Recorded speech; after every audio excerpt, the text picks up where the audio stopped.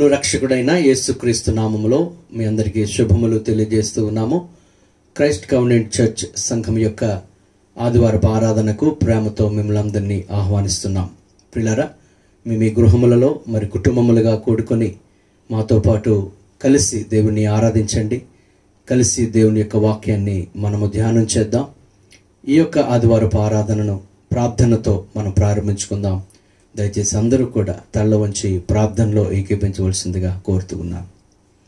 ప్రేమ కలిగిన తండ్రి, కృపగల ప్రభువా, నీ పరిశుద్ధ నామానికి వందనాలు చెల్లిస్తూ ఉన్నాం. గతించిన దినములన్నీ నీ రెక్కల నీడలో మమ్మను భద్రపరిచి నీ కృపా క్షేమములతో కరుణా కటాక్షములతో మమ్మలను నడిపించుచున్న విధానం బట్టి నీకు వందనాలు. ప్రతి సమయంలో ప్రతి పరిస్థితిలో మాకు తోడుగా ఉన్నావు. మా యొక్క అన్ని విషయాల్లో నీ కృప ద్వారా మమ్మల్ని నడిపించావు. నీకు వందనాలు చెల్లిస్తూ ఉన్నాం. ఈ ఆదివారపు ఆరాధనలో నీకు కృతజ్ఞతలు చెల్లించుటకు, నిన్ను మహిమపరచుటకు, నిన్ను మనస్ఫూర్తిగా ఆరాధించుటకు మమ్మలను మేము సమర్పించుకుంటూ ఉన్నాం. నేను ప్రతి గృహములో ప్రతి కుటుంబములో నీ సన్నిధి ఉంచండి. మేమందరము కలిసి ఏకీభవించి నిన్ను ఆరాధిస్తుండగా మేమందరము నీ సన్నిధిని నాయన ప్రభువా అనుభవించుటకు సహాయం చేయండి. ప్రభువా నాయనా, నిన్ను కనపరుస్తూ ఉండగా నీ యొక్క ఆత్మాభిషేకము మాపై కుమ్మరించమని మిమ్మల్ని కోరుకుంటూ ఉన్నాం. వాక్య ధ్యానంలో కూడా మీరు ఉండండి. అపవాది క్రియలను లయపరచండి. ఈ ఆదివారపు ఆరాధన అంతటి ద్వారా మీరే మహిమ ఘనత ప్రభావములు పొందమని నీ యొక్క ఆశీర్వాదములు మాపై కుమ్మరించమని యేసు నామమున అడిగి వేడుకొనుచున్నాము మా పరమ తండ్రి. ఆమేన్. ప్రియులారా, ఈ సమయంలో దేవుని సన్నిధిలో పాటలు పాడుకుని దేవుని మహిమపరచుదాం. మరి క్రైస్ట్ కవెనెంట్ చర్చ్ సంఘం యొక్క పాటల పుస్తకంలోంచి 284వ పాట, నీ ఉంటే నాకు చాలు యేసయ్యా, నీ వెంటే నేను ఉంటా యేసయ్యా అనే పాట పాడుకుందాం. ఈ పాట అందరికీ వచ్చు గనుక అందరం కలిసి హృదయపూర్వకముగా దేవుని సన్నిధిని కోరుకుంటూ, దేవుని మాటను దేవుని తోడును మనం కోరుకుంటూ ఆయన నామాన్ని మనం మహింపరచుదాం.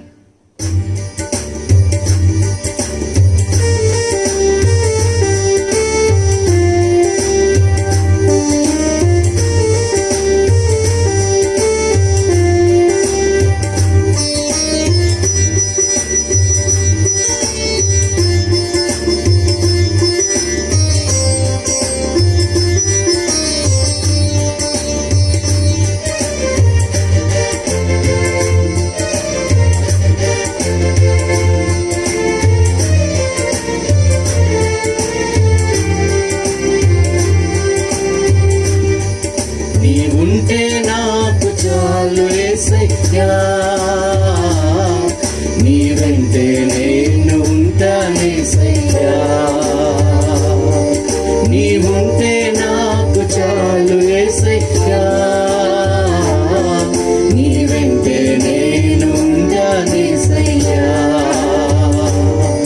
నీ మాట చాలయ్యా, నీ చూపు చాలయ్యా, నీ తోడు చాలయ్యా, నీ నీడ చాలయ్యా, నీ మాట చాలయ్యా, నీ చూపు చాలయ్యా, నీ తోడు చాలయ్యా, నీ నీడ చాలయ్యా, నీ ఉంటే నాకు చాలు యేసయ్యా, నీ వెంటే నేను ఉంటా యేసయ్యా, నీ ఉంటే నాకు చాలు యేసయ్యా, నీ వెంటే నేను ఉంటానేసయ్యా.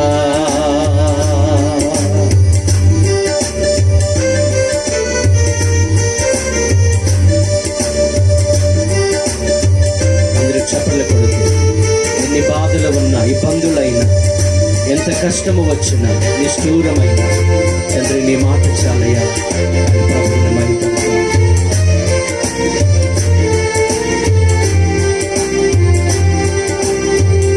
ఎన్ని బాధలు ఉన్నను, ఇబ్బందులైనను, ఎంత కష్టము వచ్చినా, నిష్ఠురమైనను, భద్రపాడదాం.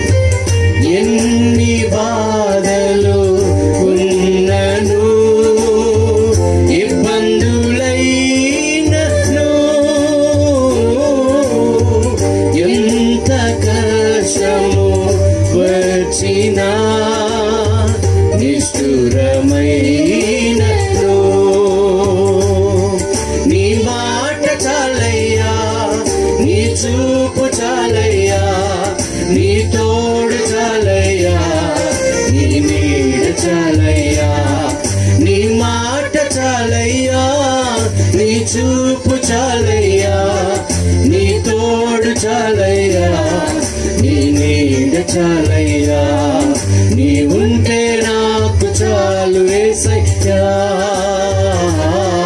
నీ వెంటే నేను ఉంటా యేసయ్యా, నీ ఉంటే నాకు చాలు యేసయ్యా, నీ వెంటే నేను ఉంటా యేసయ్యా.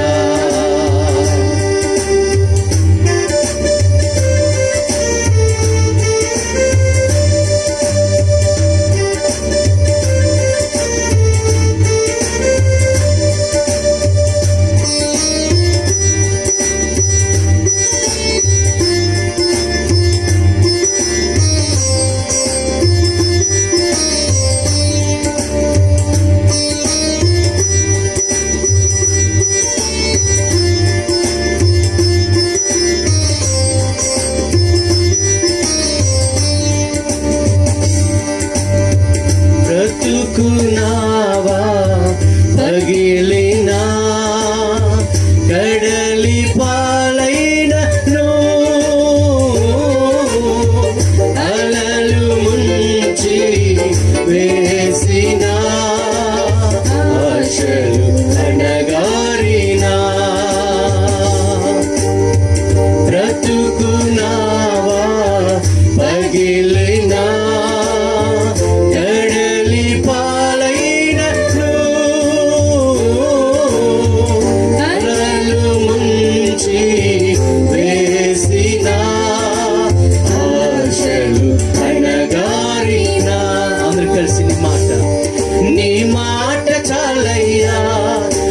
చూపు చాలయ్యా, నీ తోడు చాలయ్యా, నీ నీడ చాలయ్యా, నీ మాట చాలయ్యా, నీ చూపు చాలయ్యా, నీ తోడు చాలయ్యా, నీ నీడ చాలయ్యా, నీ ఉంటే నాకు చాలు యేసయ్యా,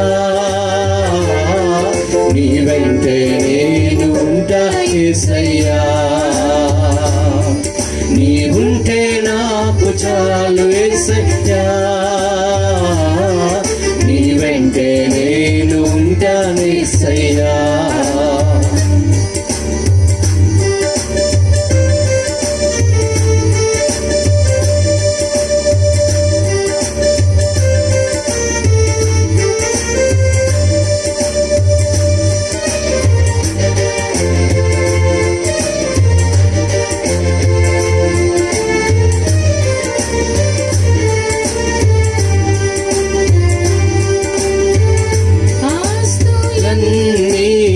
పోయినా అనగగా మిగిలినా ఆప్తులే నన్ను విడనాడినా, ఆరోగ్యం క్షీణించినా, ఆస్తులన్నీ పోయినా అనగగా మిగిలినా, ఆప్తులే నన్ను విడనాడినా, ఆరోగ్యం క్షీణించినా, నీ మాట చాలయ్యా, నీ చూపు చాలయ్యా, నీ తోడు చాలయ్యా, నీ నీడ చాలయ్యా. అందరూ కలిసి నీ మాట చాలయ్యా, నీ చూపు చాలయ్యా, నీ తోడు చాలయ్యా, నీ నీడ చాలయ్యా, నీ ఉంటే నాకు చాలు యేసయ్యా, నీ వెంటే నేను ఉంటా యేసయ్యా, నీ ఉంటే నాకు చాలు యేసయ్యా, నీ వెంటే నేను ఉంటా యేసయ్యా.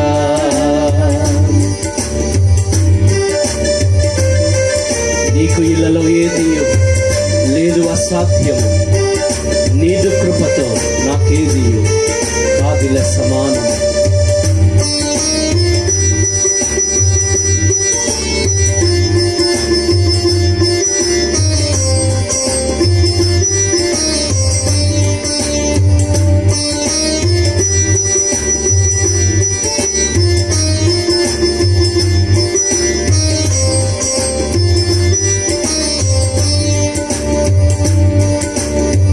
నీకు ఇలలో ఏదియు లేదు అసాధ్యము.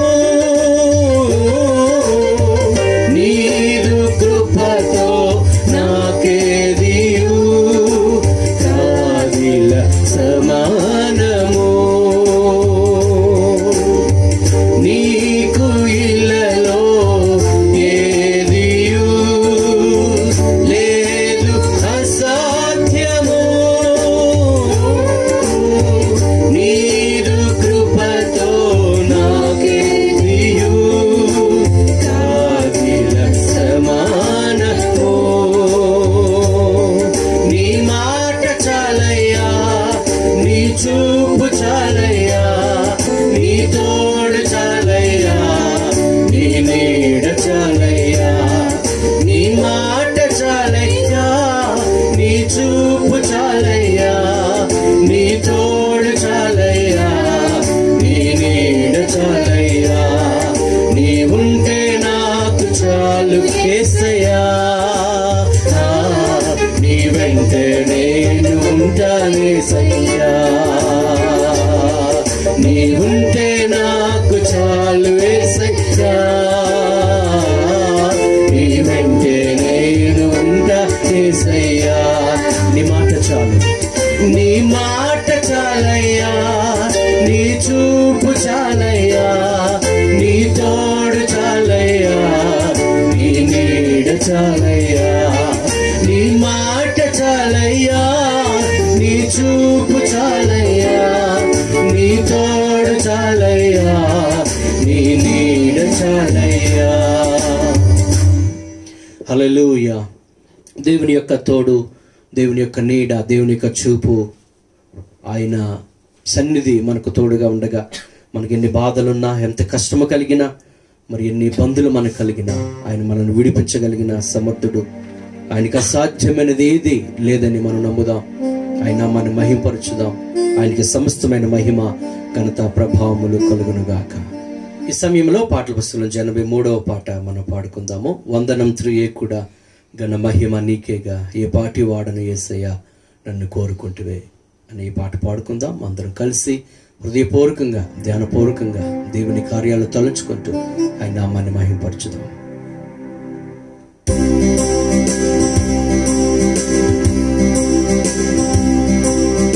వందనం ప్రియేకుడా, ఘన మహిమ నీకేగా. వందనం ప్రియేకుడా, ఘన మహిమ నీకేగా.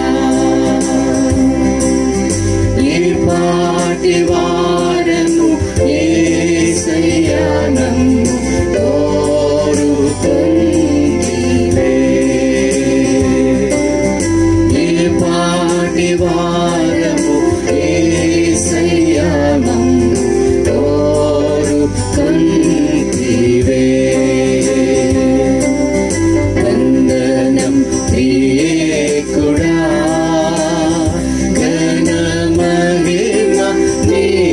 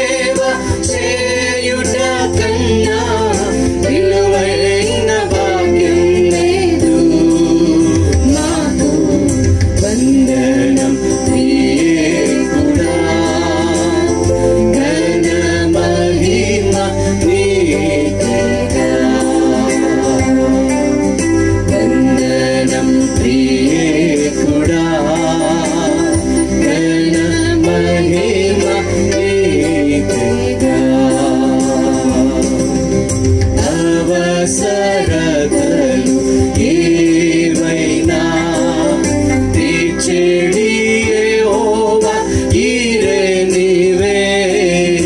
అవసరతలు ఏవైనా తీర్చేడి యెహోవా ఈరే నీవే. నా కోరికంత ఏ క్షణమైనా నీవేగా నా యేసు. నా కోరికంత ఏ క్షణమైనా నీవేగా నా యేసు. ఆమేన్. వందనం త్రియేకుడా, ఘన మహిమ నీకేగా. వందనం త్రియేకుడా, ఘన మహిమ నీకేగా. మా సర్వమంత నీవేనయ్యా, నీకేగా అంకితం చేసితిమి. మా సర్వమంత నీవేనయ్యా, నీకేగా అంకితం చేసితిమి.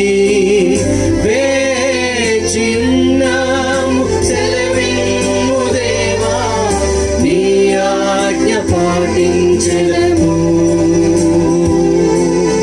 వేచిన్నాము సెలవిమ్ము దేవా, నీ ఆజ్ఞ పాటించెదము. స్తోత్రం. వందనం త్రియేకుడా, ఘన మహిమ నీకేగా. వందనం త్రియేకుడా, ఘన మహిమ నీకేగా. ఏ పాటి వారము యేసయ్యాను కోరుకొంటివే.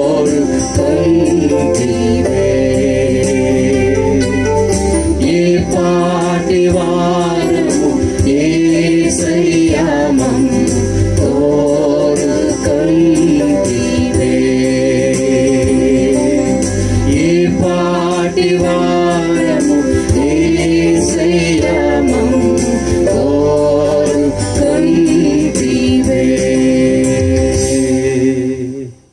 హల్లెలూయా, హల్లెలూయా. ఎందుకు పనికిరాని మనలను, ఏ యోగ్యత లేని మనలను ఆయన మనల్ని ఎన్నుకొని మనల్ని ప్రేమించి తన ప్రియబిడ్డలుగా మనల్ని అంగీకరించాడు. అటువంటి గొప్ప దేవునికి మన ప్రతి అవసరతలు తీరుస్తూ ప్రతి విషయంలో మనకు సహాయం చేస్తున్న నమ్మదగిన దేవునికి సమస్తమైన మహిమ ఘనత ప్రభావములు కలుగునుగాక. పిల్లరా, ఈ సమయంలో మనందరం కలిసి దేవుని ఆరాధన చేద్దాము. దేవుని నామాన్ని మహింపరచుదాం. హృదయపూర్వకంగా ధ్యానపూర్వకముగా దేవుని కనపరచుదాం. ఒకవేళ మీ గృహములలో మీరు మోకరించి లేదా రెండు చేతులు పైకెత్తి లేదా కండ్లు మూసుకుని ఎలాగ దేవుడు మిమ్మల్ని ప్రేరేపిస్తే ఆ రీతిగా దేవుని ఆరాధిస్తూ దేవుని సన్నిధిని అనుభవించవలసిందిగా కోరుతున్నాం. ఈ సమయంలో మనం అందరము హృదయపూర్వకముగా దేవుని కనపరచుదాం, దేవుని ఆరాధన చేద్దాం. ఇదిగో మన పురాణము, మన జీవము, మన సర్వము ఆయనే. మన కొరకు పరలోకాన్ని విడిచిపెట్టి ఈ లోకానికి నరరూపిగా వచ్చి తన ప్రాణము పెట్టి తన రక్తమంతటిని చెందించిన యేసు క్రీస్తు వారు మన జీవితంలో ఆయన రాజుగా ప్రభువుగా ఉండగా మన హృదయాలను సమర్పించుకుంటూ మన జీవితాలను అప్పగించుకుంటూ ఆయన నామాన్ని మహింపరచుదాం, ఆయన నామాన్ని ఘనపరచుదాం. ఆయనే మనకు మార్గము, సత్యము, జీవము ఆయనే. మనకు తోడు, నీడ, కోట, కొండ సమస్తము ఆయనే. మన చేయి పట్టుకుని నడిపించేవాడు ఆయనే.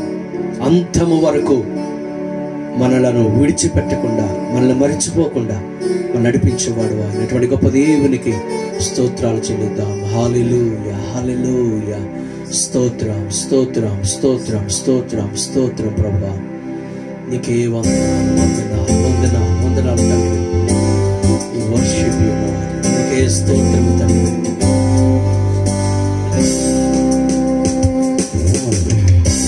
నీవే నా ప్రాణము, నీవే నా సర్వము, నీవే నా జీవము యేసయ్యా. నీవే నా ప్రాణము, నీవే నా సర్వము, నీవే నా జీవము యేసయ్యా. మరువలేను నీదు ప్రేమ, విడువలేనయ్యా నీ స్నేహం. మరువలేను నీదు ప్రేమ, విడువలేనయ్యా నీ స్నేహం. నీవే నా ప్రాణము, నీవే నా సర్వము, నీవే నా జీవము యేసయ్యా. నీవే నా ప్రాణము, నీవే నా సర్వము, నీవే నా జీవము యేసయ్యా. మార్గం నీవే, సత్యం జీవం నీవే, జీవించుటకు ఆధారం నీవే. మార్గం నీవే, సత్యం జీవం నీవే, జీవించుటకు ఆధారం నీవే. బ్రతుకంతా నీ కొరకే జీవింతును, నిన్ను నేను ఆరాధింతును. బ్రతుకంతా నీ కొరకే జీవింతును, నిన్ను నేను ఆరాధింతును. మరువలేను నీదు ప్రేమ, విడువలేనయ్యా నీ స్నేహం. అందరూ కలిసి మరువలేను నీదు ప్రేమ, విడువలేనయ్యా నీ స్నేహం.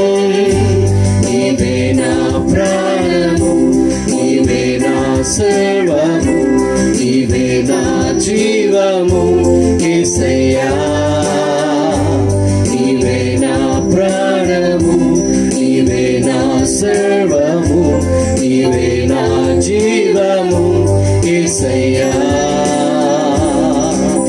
తోడు నీవే, నా నీడ నీవే, నిత్యం నా తోడు ఉండే చెలిమి నీవే. తోడు నీవే, నా నీడ నీవే, నిత్యం నా తోడు ఉండే చెలిమి నీవే. అపాయం రాకుండా కాపాడు వాడవు, నిన్ను నేను ఆరాధింతును. అపాయం రాకుండా కాపాడు వాడవు, నిన్ను నేను ఆరాధింతును.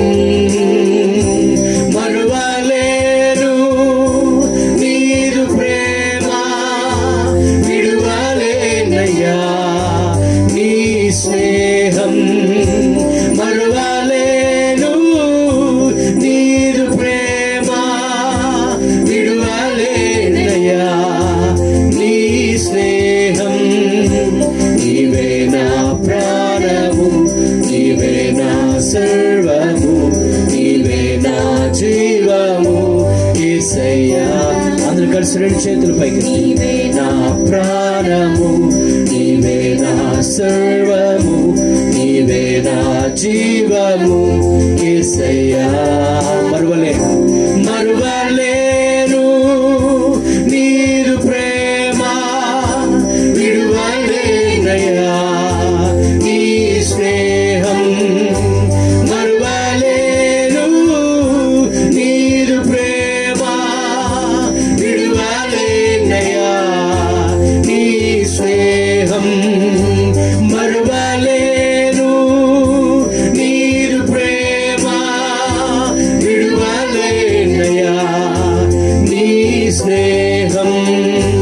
నీవే నా ప్రాణము, నీవే నా సర్వము, నీవే నా జీవము యేసయ్యా. నీవే నా ప్రాణము, నీవే నా సర్వము, నీవే నా జీవము యేసయ్యా. మరువలేను నీదు ప్రేమ, విడువలేనయ్యా నీ స్నేహం యేసు. మరువలేను నీదు ప్రేమ, విడువలేనయ్యా నీ స్నేహం. అవును తండ్రి, నీ ప్రేమను మేము మరువలేము నాయన. ఇదిగో మహా ఎండకు కాలిన అరణ్యములో ఉన్న నిన్ను స్నేహించిన వాడను నేనే అన్నట్లు ప్రభు, నన్ను భయంకరమైన పరిస్థితిలో ఉన్న మమ్ములను పాపముల చేత అపరాధముల చేత చచ్చిన వారమై ఉండగా, లోకమని అరణ్యములో సంచరిస్తూ ఉండగా నీ ప్రేమను చూపి, నీ కనికరాన్ని చూపి మమ్మల్ని ప్రేమించి మా కొరకు కలువరి సిలువలో నీ ప్రాణాన్ని పెట్టి మమ్మల్ని రక్షించుకున్నావు. నీ ప్రియ కుమారులముగా కుమార్తెలముగా మమ్మల్ని అంగీకరించావు తండ్రి. మాకు తోడుగా ఉన్నావు, నీడగా ఉన్నావు, మమ్మల్ని కాపాడి ఉన్నావు, మమ్మల్ని పోషించి ఉన్నావు, మమ్మల్ని సంరక్షించి ఉన్నావు. మా జీవితాలు మీకు సమర్పించుకుంటున్నాం, మమ్మల్ని మీకు సమర్పించుకుంటున్నాం నాయన. నీకే స్తుతి, నీకే మహిమ, నీకే ఘనత, నీకే ప్రభావములు చెల్లిస్తున్నామయ్యా. నీకే స్తోత్రం, స్తోత్రం, స్తోత్రం. ఈ సమయంలో ప్రభు యొక్క సన్నిధి మన మధ్య ఉంటూ ఉండగా, ప్రతి గృహములో దేవుని సన్నిధిని మనం అనుభవిస్తూ ఉండగా, మన హృదయాలు ప్రభువుకి సమర్పించుకొని, దేవా మాతో నీ వాక్యం ద్వారా మాట్లాడు, మమ్మల్ని దర్శించు అని ప్రభువుని కోరుకుందాం. ఈ ఆరాధన అంతటికీ ప్రభు అధ్యక్ష వహించి నడిపించలాగున, తన వాక్యం ద్వారా ప్రభు మనందరితో మాట్లాడలాగున ప్రార్థించేద్దాం. ఈ సమయంలో పాస్టర్ గారు ప్రార్థనలు నడిపిస్తారు. ప్రార్థనలో మనందరము ఏకీభవించుదాం. స్తోత్రం, స్తోత్రం. పరిశుద్ధుడా, ప్రేమ కలిగిన తండ్రి, కృపగల మా దేవానికి వందనాలు నాయన. ఈ ఉదయకాల సమయంలో నా తండ్రి మరి ఒకసారి నైనా నీ సన్నిధికి వచ్చి నీ పాదాల చెంత మేము గడిపి నీ నామాన్ని ఘనపరచడానికి, నీ నామాన్ని హెచ్చించడానికి మీరు మాకు ఇచ్చిన గొప్ప ధన్యతను బట్టి నేను మీకు కృతజ్ఞతాస్తుతులు చెల్లిస్తున్నాము నాయన. గత కాలమంతా నా తండ్రి మమ్మలను ప్రభ మీరు కాపాడి నేను భయంకరమైన దినాల్లో, అపాయకరమైన దినములలో మేము జీవిస్తూ ఉండగా నా తండ్రి నీ బిడ్డలమైన మాకు నీ కృపనిచ్చి నడిపిస్తున్నారు. మీకు వందనాలు ప్రభా. నైనా నీకు స్తోత్రాలు. ఇంతవరకు నేను నీ ఘనమైన నామాన్ని హెచ్చించడానికి, మహిమపరచడానికి మీరు మాకు ఇచ్చిన గొప్ప ధన్యత, భాగ్యం బట్టి నేను నీకు వందనాలు చెల్లిస్తున్నాము తండ్రి. నీకు స్తోత్రాలు ప్రభా. నేను ఈ సమయంలో నా తండ్రి నేను నీ వాక్యాన్ని నీ దాసులు విత్తబోచుండగా నా తండ్రి నీ అభిషేకమునిచ్చి నా తండ్రి నాయన నీ వాక్యం ద్వారా అందరితో మీరు మాట్లాడండి, మమ్మల్ని దర్శించండి ప్రభా. నీకు స్తోత్రాలు ప్రభా. నీకు వందనాలు తండ్రి. నీ వాక్యము శక్తి కలిగినది ప్రభా.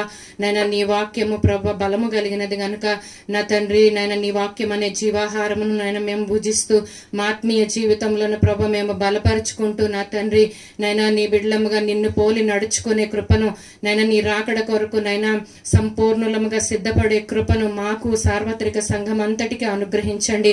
ఈ సమయంలో నిన్ను ఎరుగని బిడ్డలు ఎంతో మంది ఉన్నారు ప్రభా. వారిని కూడా మీరు రక్షించమని అడుగుచున్నాము తండ్రి.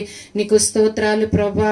ఏ ఒక్కరు నశించిపోవటం నీకు ఇష్టం లేదు గనుక నా తండ్రి నేను అందరూ అంతటా రక్షణ పొందాలనేది ప్రభా మీ యొక్క సంకల్పము, మీ చిత్తము గనుక నా తండ్రి నాయన ప్రతి బిడ్డను మీరు దర్శించమని, మనోనేత్రములను తెరవమని ఈ సమయంలో అడుగుచున్నాము తండ్రి.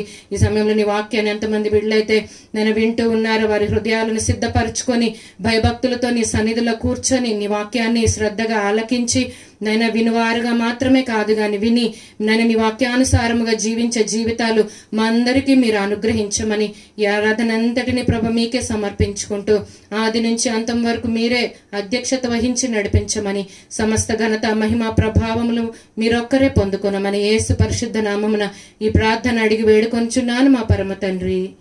ఆమేన్.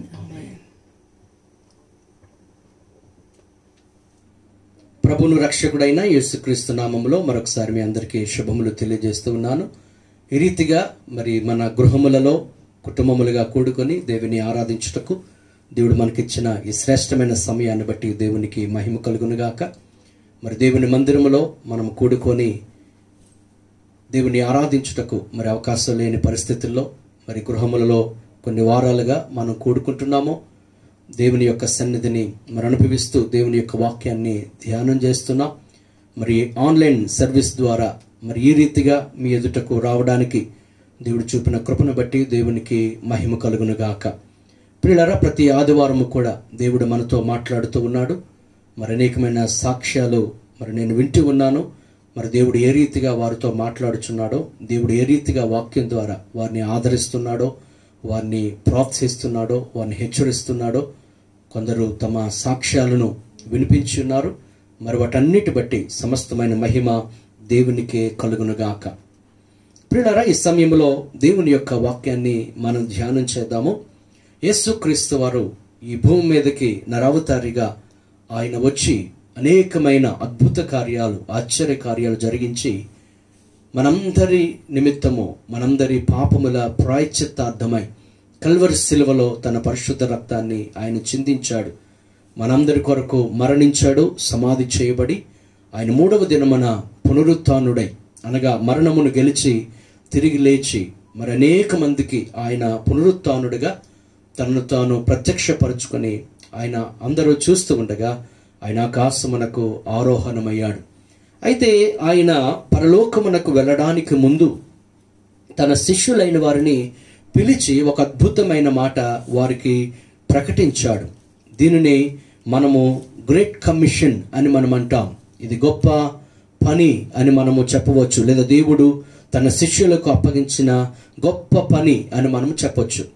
ఇది మత్తయి సువార్త 28వ అధ్యాయము 18 నుంచి 20 వచనాల్లో మనము ఈ రీతిగా దానిని మనం గమనించవచ్చు. యేసు ప్రభు ఈ రీతిగా చెప్తూ ఉన్నాడు. మత్తయి సువార్త 28వ అధ్యాయము 18 నుంచి 20 వచనాలు. పరలోకమందును భూమి మీదను నాకు సర్వాధికారం ఇయ్యబడి ఉన్నది. కాబట్టి మీరు వెళ్ళి సమస్త జనులను శిష్యులనుగా చేయుడి. తండ్రి యొక్కయు, కుమారుని యొక్కయు, పరిశుద్ధాత్మ యొక్కయు నామములోనికి వారికి బాప్తిస్మం ఇచ్చుచు నేను మీకు ఏ ఏ సంగతులను ఆజ్ఞాపించుతున్నో వాటినన్నిటినీ గైకొనవలనని వారికి బోధించుడి. ఇదిగో నేను యుగ సమాప్తి వరకు సదాకాలము మీతో కూడా ఉన్నానని వారితో చెప్పెను. ప్రియులారా, యేసుక్రీస్తు వారి యొక్క హృదయ స్పందన ఏంటో ఈ మాటల నుంచి మనము నేర్చుకునవచ్చు. యేసు ప్రభు యొక్క ఆశ, యేసుక్రీస్తు వారి యొక్క ఆకాంక్ష ఏంటో ఈ యొక్క లేఖనాలు మనం చదివితే మనకు బాగా అర్థమవుతుంది. ప్రభు యొక్క ఆశ ఏంటి అనంటే అందరూ కూడా, ప్రతి ఒక్కరూ కూడా యేసు ప్రభు వారికి శిష్యులు కావాలన్నది ఆయన యొక్క ఆకాంక్ష. అందుకే ఆయన వారికి ఆజ్ఞాపించాడు, తన శిష్యులైన వారిని పిలిచి వారికి ఆజ్ఞాపించాడు, ఇదిగో మీరు సమస్త జనులను మీరు శిష్యులనుగా చేయండి, సర్వలోకమునకు వెళ్ళండి, సర్వ సృష్టికి సువార్తను ప్రకటించండి. ఎవరైతే సువార్తను నమ్ముతారో వారికి బాప్తిస్మం ఇవ్వండి. నమ్మి బాప్తిస్మం పొందిన వాడు రక్షించబడతాడు.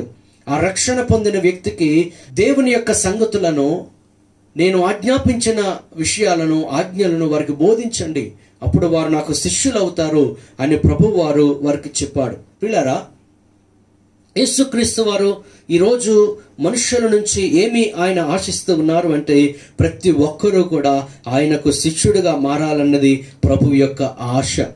ఎవరైతే ఆయనకు శిష్యులుగా మార్చబడతారో, ఎవరైతే ఆయనకు శిష్యులుగా తీర్చిదిద్దబడతారో వారికి పరలోక రాజ్యము సిద్ధపరచబడుతుంది అని మనం గమనించాలి. అందుకే యేసుక్రీస్తు వారు యోహాను సువార్త 14వ అధ్యాయంలో ఆయన అంటూ ఉన్నాడు, ఇదిగో మీ కొరకు నేను స్థలము సిద్ధపరచ వెళ్ళుచున్నాను, నేను మరలా వస్తాను, నాతో మీరు ఉండడానికి నేను మిమ్మల్ని తీసుకువెళ్తానని అక్కడున్న శిష్యులందరికీ ప్రభు చెప్పినట్లు మనం చూస్తూ ఉన్నాం. అయితే ఎవరైతే యేసు ప్రభువుకి శిష్యులుగా ఉంటారో వారికి పరలోక రాజ్యాన్ని ఆయన సిద్ధపరుస్తూ ఉన్నాడు. అయితే శిష్యుడు అనగా అర్థం ఏంటి అని మనం గమనిస్తే గ్రీక్ లో మ్యాథటెస్ అనే పదము ఈ శిష్యుడు అనే మాటకు ఉపయోగించబడింది. అనగా ఒక బోధకుని యొద్ద ఉండి, ఒక నాయకుని యొద్ద ఉండి, ఒక ప్రభువు యొద్ద ఉండి ఎవరైతే నేర్చుకుంటూ చివరికి ఆ బోధకుని వల్ల అవుతారో వారినే శిష్యులు అని మనము పిలుస్తాం. అందుకే యేసుక్రీస్తు వారు అందరికీ ఆయన పిలిపిస్తూ ఉన్నాడు. మత్తయి సువార్త 11:28-29 మనం గమనిస్తే ప్రభు సమస్త జనులను పిలుస్తూ ఉన్నాడు. ప్రయాసపడి భారము మోసుకొనిచున్న సమస్తమైన జనులారా నా యొద్దకు రండి, నేను మీకు విశ్రాంతినిస్తాను. నేను సాత్వికుడను, దీన మనస్సు గలవాడను, మీ మీద నా కాడి ఎత్తుకొని నా యొద్ద మీరు నేర్చుకోండి, అప్పుడు మీ ప్రాణములకు విశ్రాంతి కలుగుతుంది అని మన ప్రభువు మనకు చెప్పి ఉన్నాడు. ప్రియులారా, యేసు వద్దకు ప్రతి ఒక్కరిని ఆయన ఆహ్వానిస్తూ ఉన్నారు. అయితే ఎవరైతే వస్తారో వారు యేసు యొద్దకు లోక సంబంధమైన భౌతికపరమైన ఆశీర్వాదాల కొరకు మాత్రమే కాదు గాని ఆయన యొద్ద కూర్చొని ఆయన చెప్పే మాటలు నేర్చుకోవాలి. ఎవరైతే ఆయన యొద్ద కూర్చొని నేర్చుకుంటారో వారినే శిష్యులు అని మనం పిలుస్తాం. మత్తయి సువార్త 10:24-25 మనం గమనిస్తే, ఇదిగో బోధకుని కంటే శిష్యుడు అధికుడు కాదు, శిష్యుడు బోధకుని వల్ల ఉండిన చాలును అనే మాట మనం చదువుతున్నాం. అంటే శిష్యుడు అనగా అర్థం ఏంటంటే బోధకుని ఇమిటేట్ చేసేవాడు, లేదా బోధకుని పోలి నడుచుకునేవాడు, లేదా బోధకుని వలె ఉండేవాడినే శిష్యుడు అని మనము పిలుస్తాం. అయితే యేసుక్రీస్తు వారు ఏమి కోరుకుంటున్నారు అంటే ప్రతి వ్యక్తి కూడా మారు మనసు రక్షణ పొందాలి, ఆయనను రక్షకునిగా ప్రభువుగా అంగీకరించాలి. అయితే అంత మాత్రమే కాక వారు యేసుక్రీస్తు యొక్క అడుగుజాడల్లో నడుస్తూ ఆయనను వెంబడిస్తూ ఆయన యొద్ద కూర్చుని నేర్చుకోవాలి. వారి యేసుక్రీస్తు వారికి నిజమైన శిష్యులుగా పిలువబడతారు. పిల్లారా, ఈరోజు యేసు ప్రభు వారికి ఆయనకు ఫ్యాన్స్ అవసరం లేదు, అనగా ఆయనకు అభిమానులు కాదు గాని ఆయనకు అనుచరులు కావాలి. He does not want fans but the followers. ఆయనను అభిమానించేవారు చాలా మంది ఉన్నారు.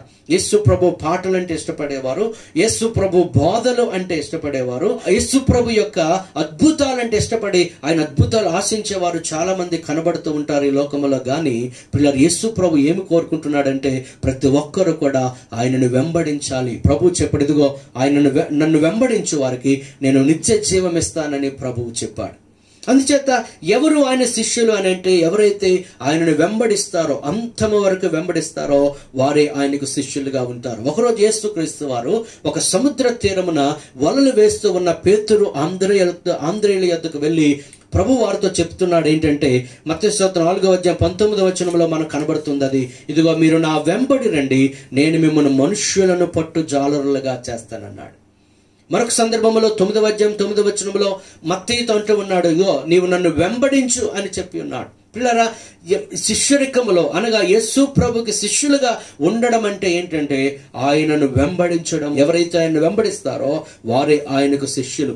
సంఘమునకు లేదా దేవుని మందిరమునకు చర్చికి వెళుచున్న వారందరూ ఆయన శిష్యులు కాలేరు, లేదా క్రైస్తవ కుటుంబంలో పుట్టిన వారందరూ ఆయనకు శిష్యులుగా పరిగణించబడరు. లేదా యేసుక్రీస్తు అంటే లేదా ఆయన యొక్క బైబిల్ అంటే ఇష్టమున్న వారందరూ యేసు ప్రభు శిష్యులుగా పరిగణించబడరు. లేదా దేవునికి కానుకలు ఇచ్చిన వారందరూ లేదా ఆయన యొక్క ద్వారా అద్భుతములు పొందుకున్న వారందరూ ఆయనకు శిష్యులుగా పరిగణించబడరు. గాని ఎవరైతే యేసు ప్రభువుని వెంబడిస్తూ ఆయన యొద్ద కూర్చొని నేర్చుకుంటారో వారే ఆయనకు శిష్యులుగా ఉంటారు. పిల్లరా, దేవుని ప్రియ సంగమా, ఈరోజు మనమందరము చాలా జాగ్రత్తగా ఆలోచన చేయాలి. ఈరోజు ఎవరు యేసుక్రీస్తుకి నిజమైన శిష్యులుగా ఉన్నారు? ఎవరు యేసు ప్రభు యొక్క హృదయ స్పందనకు స్పందిస్తూ ఉన్నారు? ఎవరు యేసు ప్రభుకి నిజమైన శిష్యులుగా కనబడుతున్నారు అని మనము ఆలోచన చేయాలి. ఈ యొక్క శిష్యత్వం అనేది లేదా దేవునికి యేసు ప్రభు వారికి శిష్యులుగా ఉండడం అనేది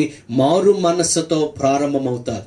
అందుకే యేసుక్రీస్తు వారు చెప్పారు, పరలోక రాజ్యం సమీపించింది, మీరు మారు మనసు పొందండి. ఎవరైతే లోకము నుండి, పాపము నుండి, సాతాను యొక్క అధికారములో నుండి, సాతాను యొక్క బంధకముల నుండి విడిపించబడి దేవుని వైపు తిరుగుతారో వారు శిష్యులుగా మార్చడానికి మొదటి అడుగు వేశారు అని మనం గమనించాలి. ఎవరైతే యేసు ప్రభు యొక్క సువార్తను వింటారో, యేసు ప్రభు నిజమైన దేవుడని, ఆయన నా పాపములు క్షమించడానికే ఈ లోకానికి ఆయన వచ్చాడని, నా నిమిత్తమే ఆయన కలువరి శిలువలో మరణించాడు అని ఎవరైతే నమ్ముతారో, నమ్మిన వారికి బాప్తిస్మము ఇవ్వడం జరుగుతుంది. ఎవరైతే నమ్ముతారో, బాప్తిస్మం పొందుతారో వారు శిష్యులుగా ఉండడానికి మొదటి అడుగు వేసినట్టు అని మనం గమనించాలి. శిశువు క్రమముగా ఎదిగినట్లు యేసు ప్రభువునందు విశ్వాసం ఉంచిన ఈ వ్యక్తి క్రమముగా శిష్యుడిగా మారవలసి ఉంది. పిల్లరా, నిజానికి కొన్ని సంవత్సరాల పాటు మరి ఈరోజు మనం క్రైస్తవులము అని పిలువబడుతున్నాము, కానీ కొన్ని సంవత్సరాల పాటు క్రైస్తవులను శిష్యులు అని పిలిచేవారు. అందుకే అపోస్తలుల గారు 11వ అధ్యాయం 26వ వచనంలో మనం గమనిస్తే, ఇదిగో మొదట అంతియొకయలో ఉన్న శిష్యులు క్రైస్తవులు అనబడిరి. అంచేత ప్రియ సహోదరి సహోదరులారా, మనము శిష్యులుగా ఉండాలని, మనము యేసుక్రీస్తు వారికి శిష్యులుగా ఉండాలని ఆయన కోరుకుంటూ ఉన్నాడు. అయితే ఈరోజు మనం నేర్చుకోవలసిన విషయం ఏంటంటే, ఎవరు యేసుక్రీస్తు వారికి నిజమైన శిష్యులు, నిజమైన శిష్యుల యొక్క లక్షణాలు ఎలాగుంటాయి అనే ఒక 7 విషయాలు ఈరోజు మనము జ్ఞాపకం చేసుకుందాం. ఇందాక నేను చెప్పినట్లు దేవుని మందిరానికి వచ్చే వారందరూ ఆయనకు శిష్యులుగా కాకపోవచ్చు, దేవుని యొక్క బైబిల్ గ్రంథాన్ని చదివే వారందరూ కూడా ఆయనకు శిష్యులు కాకపోవచ్చు, యేసు ప్రభుని అభిమానించే వారందరూ కూడా ఆయన శిష్యులు కాకపోవచ్చు. మరి ఎవరు ఆయన శిష్యులు అని మనం ఆలోచన చేస్తే కొన్ని విషయాలు ఈరోజు మనం ధ్యానం చేద్దాం. మొదటిగా, ఎవరు యేసుక్రీస్తు వారికి నిజమైన శిష్యుడు అని అంటే, మార్కు సువార్త 3వ అధ్యాయము 13, 14, 15 వచనాల్లో మనము అక్కడ గమనించవచ్చు. ఆయన కొండెక్కి తనకిష్టమైన వారిని పిలువగా వారు ఆయన యొద్దకు వచ్చిరి. వారు తనతో కూడా ఉండునట్లును దెయ్యములను వెళ్ళగొట్టు అధికారము గలవారై సువార్త ప్రకటించుటకును వారిని పంపవలనని ఆయన 12 మందిని నియమించెను. చూడండి పిల్లలు, ఇక్కడ మనం గమనించినట్లయితే వారు తనతో కూడా ఉండున్నట్లు ఆయన వారిని పిలిచాడు. ఎవరు యేసు ప్రభువుకి నిజమైన శిష్యులు అని అంటే, యేసు ప్రభువుతో ఎవరైతే ఉంటారో, అనగా యేసు ప్రభు వారితో ఎవరైతే సహవాసము చేస్తారో వారే శిష్యులుగా లేదా ప్రభువు యొక్క శిష్యులుగా వారు పరిగణించబడతారు. యేసు యొద్దకు వచ్చేవారు మాత్రమే కాదు, ఈరోజు అనేక మంది యేసు ప్రభు యొద్దకు వస్తూ ఉన్నారు. వారు వ్యాధుల నుండి విడుదల పొందాలని, లేదా వారి యొక్క జీవితంలో ఒక అద్భుతాలు వారి జీవితంలో చూడాలని, లేదా వివాహము కావాలని, లేదా వారి యొక్క ఆస్తిపాస్తులు పెరగాలని, లేదా ఒక ఉద్యోగము పొందుకోవాలని, లేదా సంతానము కావాలని, ఏదో కొన్ని రకముల అద్భుతములు, కొన్ని అద్భుతాల కొరకు యేసు ప్రభు యొద్దకు వచ్చేవారు చాలా మంది కనబడుతూ ఉన్నారు. అయితే వారందరూ కూడా ప్రభువుకి శిష్యులుగా పరిగణించబడరు. కానీ ఎవరైతే యేసు ప్రభు వారితో సహవాసం చేస్తారో వారిని మాత్రమే ఆయనకు శిష్యులుగా మనం పరిగణించవచ్చు. ప్రియులారా, మనం గమనిస్తే కొరింథీయులకు రాసిన మొదటి పత్రిక 1వ అధ్యాయం 9వ వచనంలో ఈ విధంగా వ్రాయబడి ఉంది. ఒకసారి చదువుకుందాం. మన ప్రభువైన యేసుక్రీస్తు అను తన కుమారుని సహవాసమునకు మిమ్మును పిలిచిన దేవుడు నమ్మదగిన వాడు. ప్రియులారా, అసలు దేవుడు మనల్ని ఎందుకు పిలిచాడో తెలుసా? ఆయనతో సహవాసం చేయడానికి, ఆయనతో సంబంధాన్ని రోజు రోజుకి పెంపొందించుకోవడానికి ఆయన పిలిచాడు. అందుకంటాడు, కుమారునితో సహవాసం చేయడానికి దేవుడు మనలను పిలిచాడు.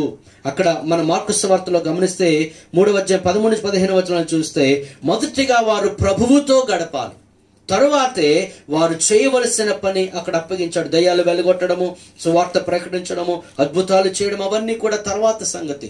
దేవునికి యొక్క సేవ చేయడానికి ముందుగా దేవునితో మన సమయాన్ని గడపవలసి ఉంది.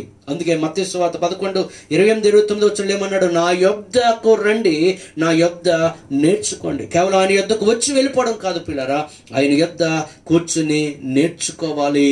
యోహాను సువార్త 12వ అధ్యాయం 26వ వచనంలో ఈ విధంగా రాయబడింది. ఒకసారి చదువుకుందాం. ఒకడు నన్ను సేవించిన ఎడల నన్ను వెంబడింపవలెను, అప్పుడు నేను ఎక్కడ ఉండునో అక్కడ నా సేవకుడును ఉండును. చూడండి పిల్లలు, యేసు ప్రభు ఎక్కడ ఉంటాడో వారు అక్కడ కూడా ఉంటాడు, అనగా వారి సేవకులైన వారు అక్కడ ఉంటారని ప్రభు చెప్తున్నారు. పిల్లలు, మొదటిగా మనం గమనించాలి, ఎవరు యేసు ప్రభు వారికి నిజమైన శిష్యులు అంటే, యజమానుడైన లేదా ప్రభువైన యేసయ్యతో ఎవరైతే తమ సమయాన్ని గడపడానికి ఇష్టపడతారో వారే ఆయనకు శిష్యులుగా పరిగణించబడతారు. మరి నీవు యేసు ప్రభు శిష్యుడిగా నీవు పరిగణించబడుతున్నావా? మరి ప్రభువుతో నీ సహవాసము ఎలాగుంది? ప్రభువుతో నీవు ఎంతసేపు గడుపుతూ ఉన్నావు? ప్రతిరోజు కూడా 24 గంటలు ప్రభువు మనకి ఇస్తా ఉంటే ప్రభువుతో మనం సహవాసం చేసే సమయం ఎంత?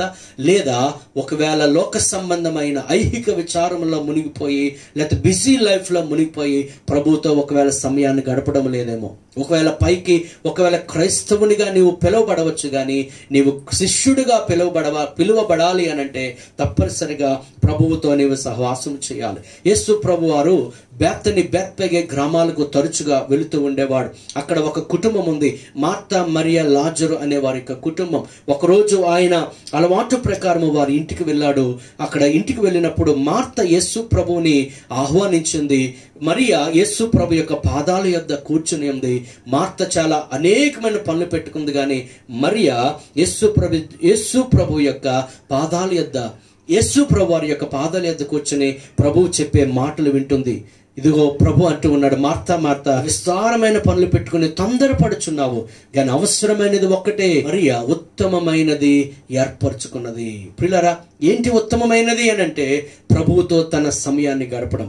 మార్త ఒకవేళ ప్రభువు కొరకు ఏమైనా సిద్ధపరుస్తుందేమో, కానీ మరియా ప్రభువుతో తన సమయాన్ని గడుపుతూ ఉంది. పిల్లారా, ఈరోజు ప్రభువు కొరకు ఏదేదో మనం చేయడము అవసరమే, కానీ ప్రభువుతో మన సమయాన్ని మనం ఎంత గడుపుతూ ఉన్నామో ప్రియ సహోదరి సహోదరులారా, యేసు ప్రభు యొక్క ఆలోచన లేదా యేసు ప్రభు యొక్క ఆకాంక్ష మనమందరము ఆయనకు శిష్యులుగా ఉండాలని. మరి ప్రభు యొక్క ఆశను మనం తీర్చగలమా? ఆయనకు శిష్యుడిగా నీవు నేను ఉండాలి అంటే మొదటిగా ఆయనతో మన సమయాన్ని మనం గడపాలి. ఈరోజు పిల్లారా, అనేక మంది పలికే మాట బిజీ బిజీ. ఈరోజు అనేక మంది పనుల్లో మునిగిపోయి, ఉద్యోగంలో మునిగిపోయి, వ్యాపారంలో మునిగిపోయి, చదువుల్లో మునిగిపోయి, పెద్దలు చిన్నలు స్త్రీలు పురుషులు అందరూ కూడా, యవనస్తులు అందరూ కూడా మాకు బిజీ, దేవునికి ప్రార్థన చేయడానికి అవ్వడం లేదు, దేవుని యొక్క వాక్యం ధ్యానించడానికి మాకు సమయం లేదు, దేవుని మందిరానికి రావడానికి సమయం లేదని బిజీ అనే మాట వాడుతూ ఉన్నారు. నేను అంటాను, ఒకవేళ ప్రతిదానికి మనం బిజీ అనే మాట అంటూ ఉన్నామంటే అది సాతాను యొక్క ఉచ్చేమో. దేవునితో సమయాన్ని గడపకుండా, దేవునితో నీవు సహవాసం చేయకుండా అపవాది అయిన సాతాను అనేకమైన ఐహిక విచారాలు నీకు తంత్రములుగా అనేకమైన ఐహిక విచారాలని కల్పిస్తూ దేవుని నుండి దూరం చేస్తూ ఉంటే ఈ రోజైన మేలుకొని ప్రభువుతో నీ సమయాన్ని గడపవలసిందిగా ప్రభు పేట తెలియజేస్తూ ఉన్నాను. ప్రియులారా, మన ప్రభు అయిన యేసుక్రీస్తు వారు కూడా తండ్రి అయిన దేవునితో ఎప్పుడు కూడా సహవాసం చేస్తుండేవాడు. ఉదయాన్నే పెందల కడ లేచి అరణ్య ప్రదేశమునకు వెళ్ళి ఆయన ప్రార్థన చేస్తూ ఉండేవాడు. పరిచర్యకు ముందు కూడా 40 దినములు దేవుని సన్నిధిలో ఆయన గడిపి పరిచర్యకు తను సిద్ధపరుచుకున్నాడు. సిలువకు ఎక్కడానికి ముందుకు కూడా గెత్సెమనే తోటలో తండ్రి అయిన దేవునితో సహవాసం కలిగి ఉన్నాడు. అందుకే యేసు ప్రభు వారికి అప్పగించబడిన పని చాలా విజయవంతంగా ఆయన ముగించినట్లు మనం చూస్తూ ఉన్నాం. పిల్లారా, ప్రియ సహోదరి సహోదరుడా, యేసుక్రీస్తు వారికి నిజమైన శిష్యుడిగా ఉండాలి అంటే మొదటి లక్షణము, శిష్యుడు ప్రభువుతో తన సమయాన్ని అధికంగా గడుపుతాడు. రెండవది మనం ఆలోచన చేద్దాము. మత్తయి సువార్త 10వ అధ్యాయం 37వ వచనాన్ని ఒకసారి మనం చదువుకుందాం. మత్తయి సువార్త 10వ అధ్యాయం 37వ వచనం. తండ్రినైనను తల్లినైనను నాకంటే ఎక్కువగా ప్రేమించువాడు నాకు పాత్రుడు కాడు. కుమారునైనను కుమార్తెనైనను నాకంటే ఎక్కువగా ప్రేమించువాడు నాకు పాత్రుడు కాడు. ప్రియులారా, రెండవ విషయాన్ని మనము ఆలోచన చేద్దాం. ఎవరు యేసుక్రీస్తు వారికి నిజమైన శిష్యులనంటే ప్రభువే చెప్పాడు. ఇదిగో, ఎవరైనా తన తండ్రిని, తన తల్లిని, తన కుమారుణ్ణి, తన కుమార్తెను అనగా తన కుటుంబమును నాకంటే ఎక్కువగా ఒకరు ప్రేమించేవారు నాకు శిష్యులుగా ఉండడానికి వారు పాత్రులు కాదు. ప్రియ దేవుని పిల్లలారా, ప్రభువునే అధికముగా ఎవరైతే ప్రేమిస్తారో, ఎంత ఎక్కువగా ప్రభువుని ప్రేమించడం అంటే తన సొంత కుటుంబము కంటే అధికంగా ప్రేమించేవారు. తండ్రి కంటే, తల్లి కంటే, సొంత అన్నదమ్ములు అక్క చెల్లెండ్రు కంటే, వారి బంధువుల కంటే, వారి కుటుంబము కంటే ఎవరైతే ప్రభువుని అధికంగా ప్రేమిస్తారో వారే యేసుక్రీస్తు వారికి శిష్యులుగా పరిగణించబడతారు. ప్రియ సహోదరి సహోదరుడా, ఒక క్రైస్తవుని యొక్క ఆత్మీయత అనేది, వారికి భక్తి అనేది ఎలాగో మనము కొలమానము వేయగలమంటే వారికి దేవునికి మధ్య ఉన్న సంబంధం. ప్రభువుని అధికంగా ఎవరైతే ప్రేమిస్తారో వారే ఆత్మీయులుగా నిజమైన శిష్యులుగా మనము పిలవచ్చు. పిల్లారా, అందుకే యేసుక్రీస్తు వారు ప్రధానమైన ఆజ్ఞ మనకు చెప్పి ఉన్నారు. మార్కు సువార్త 12వ అధ్యాయము 29-30 వచనాలు చూస్తే, ఇదిగో నీవు నీ పూర్ణ హృదయముతో, పూర్ణ ఆత్మతో, పూర్ణ వివేకముతో, పూర్ణ ఫలముతో నీ దేవుడైన ప్రభువుని ప్రేమించాలి. పూర్ణ హృదయముతో, పూర్ణ ఆత్మతో, అంటే సంపూర్ణంగా ప్రభువుని మనం ప్రేమించాలి. ఆయనకు మనకు మధ్య ఎటువంటి అవరోధాలు లేకుండా అందరికంటే అన్నిటికంటే ప్రభువుని మనం ప్రేమించాలి. ధనము కన్నా, మన ఆస్తిపాస్తుల కన్నా, ఈ లోక సంబంధమైన భోగముల కన్నా, వెండి బంగారముల కన్నా మన దృష్టి అంతా ప్రభు మీదే మనం పెట్టగలిగినప్పుడు మన ప్రభువుకి నిజమైన శిష్యులుగా మనము పరిగణించబడతాం. ప్రియులారా, సాధు సుందర్ సింగ్ అనే ఒక దైవజనుడు, అతడు రక్షణ పొందడానికి ముందు అతడు చాలా దేవునికి విరోధకరంగా అతడు జీవించాడు. ఒకనొక సందర్భంలో బైబిల్ని చింపివేయడం, ఒకనొక సందర్భం బైబిల్ని కాల్చివేయడం కూడా చేసి ఉన్నాడు. ఎప్పుడైతే అది చేశాడో అప్పటి నుండి తన జీవితంలో మనశ్శాంతి లేదు, చాలా మదన పడుతున్నాడు, బాధపడుతున్నాడు, కలవరపడుతున్నాడు. అయితే ఒకరోజు అనుకున్నాడు, నిజంగా దేవుడు అనేవాడు ఉంటే ఆ దేవుడు నాకు కనబడాలి, లేకపోతే నేను చనిపోతాను అని ఒక తీర్మానంగా వచ్చేసినప్పుడు ఒకరోజు తన గదిలో గొప్ప వెలుగు ప్రకాశించింది. యేసు క్రీస్తు వారు అతనిని దర్శించారు. వెంటనే ప్రభు యొక్క దర్శనాన్ని అతడు చూచి ప్రభువుని అతడు కనుగొని ప్రభువుతో అతడు తన సంబంధాన్ని ప్రారంభించాడు. తన హృదయంలో ఎప్పుడు లేనంత ఆనందం, ఎప్పుడు లేనంత సంతోషాన్ని అనుభవిస్తూ ఉన్నాడు. దేవునికి అతనికి మధ్య సంబంధం అనేది ఏర్పరచబడింది. అప్పటి నుంచి తన కుటుంబ సభ్యులు అతనిని ఎలాగైనా ప్రభువు నుండి దూరం చేయాలని వారు ప్రయత్నమో చేస్తూ ఉన్నారు. తండ్రి అంటాడు, ఇదిగో నీవు ప్రభువుని విడిచిపెట్టకపోతే నేను నీకు ఆస్తిని ఇవ్వను అన్నాడు. సాధు సుందర్ సింగ్ అంటాడు, అయినా పర్వాలేదు, నాకు ప్రభువే కావాలి, ఆస్తి నాకు ముఖ్యము కాదు.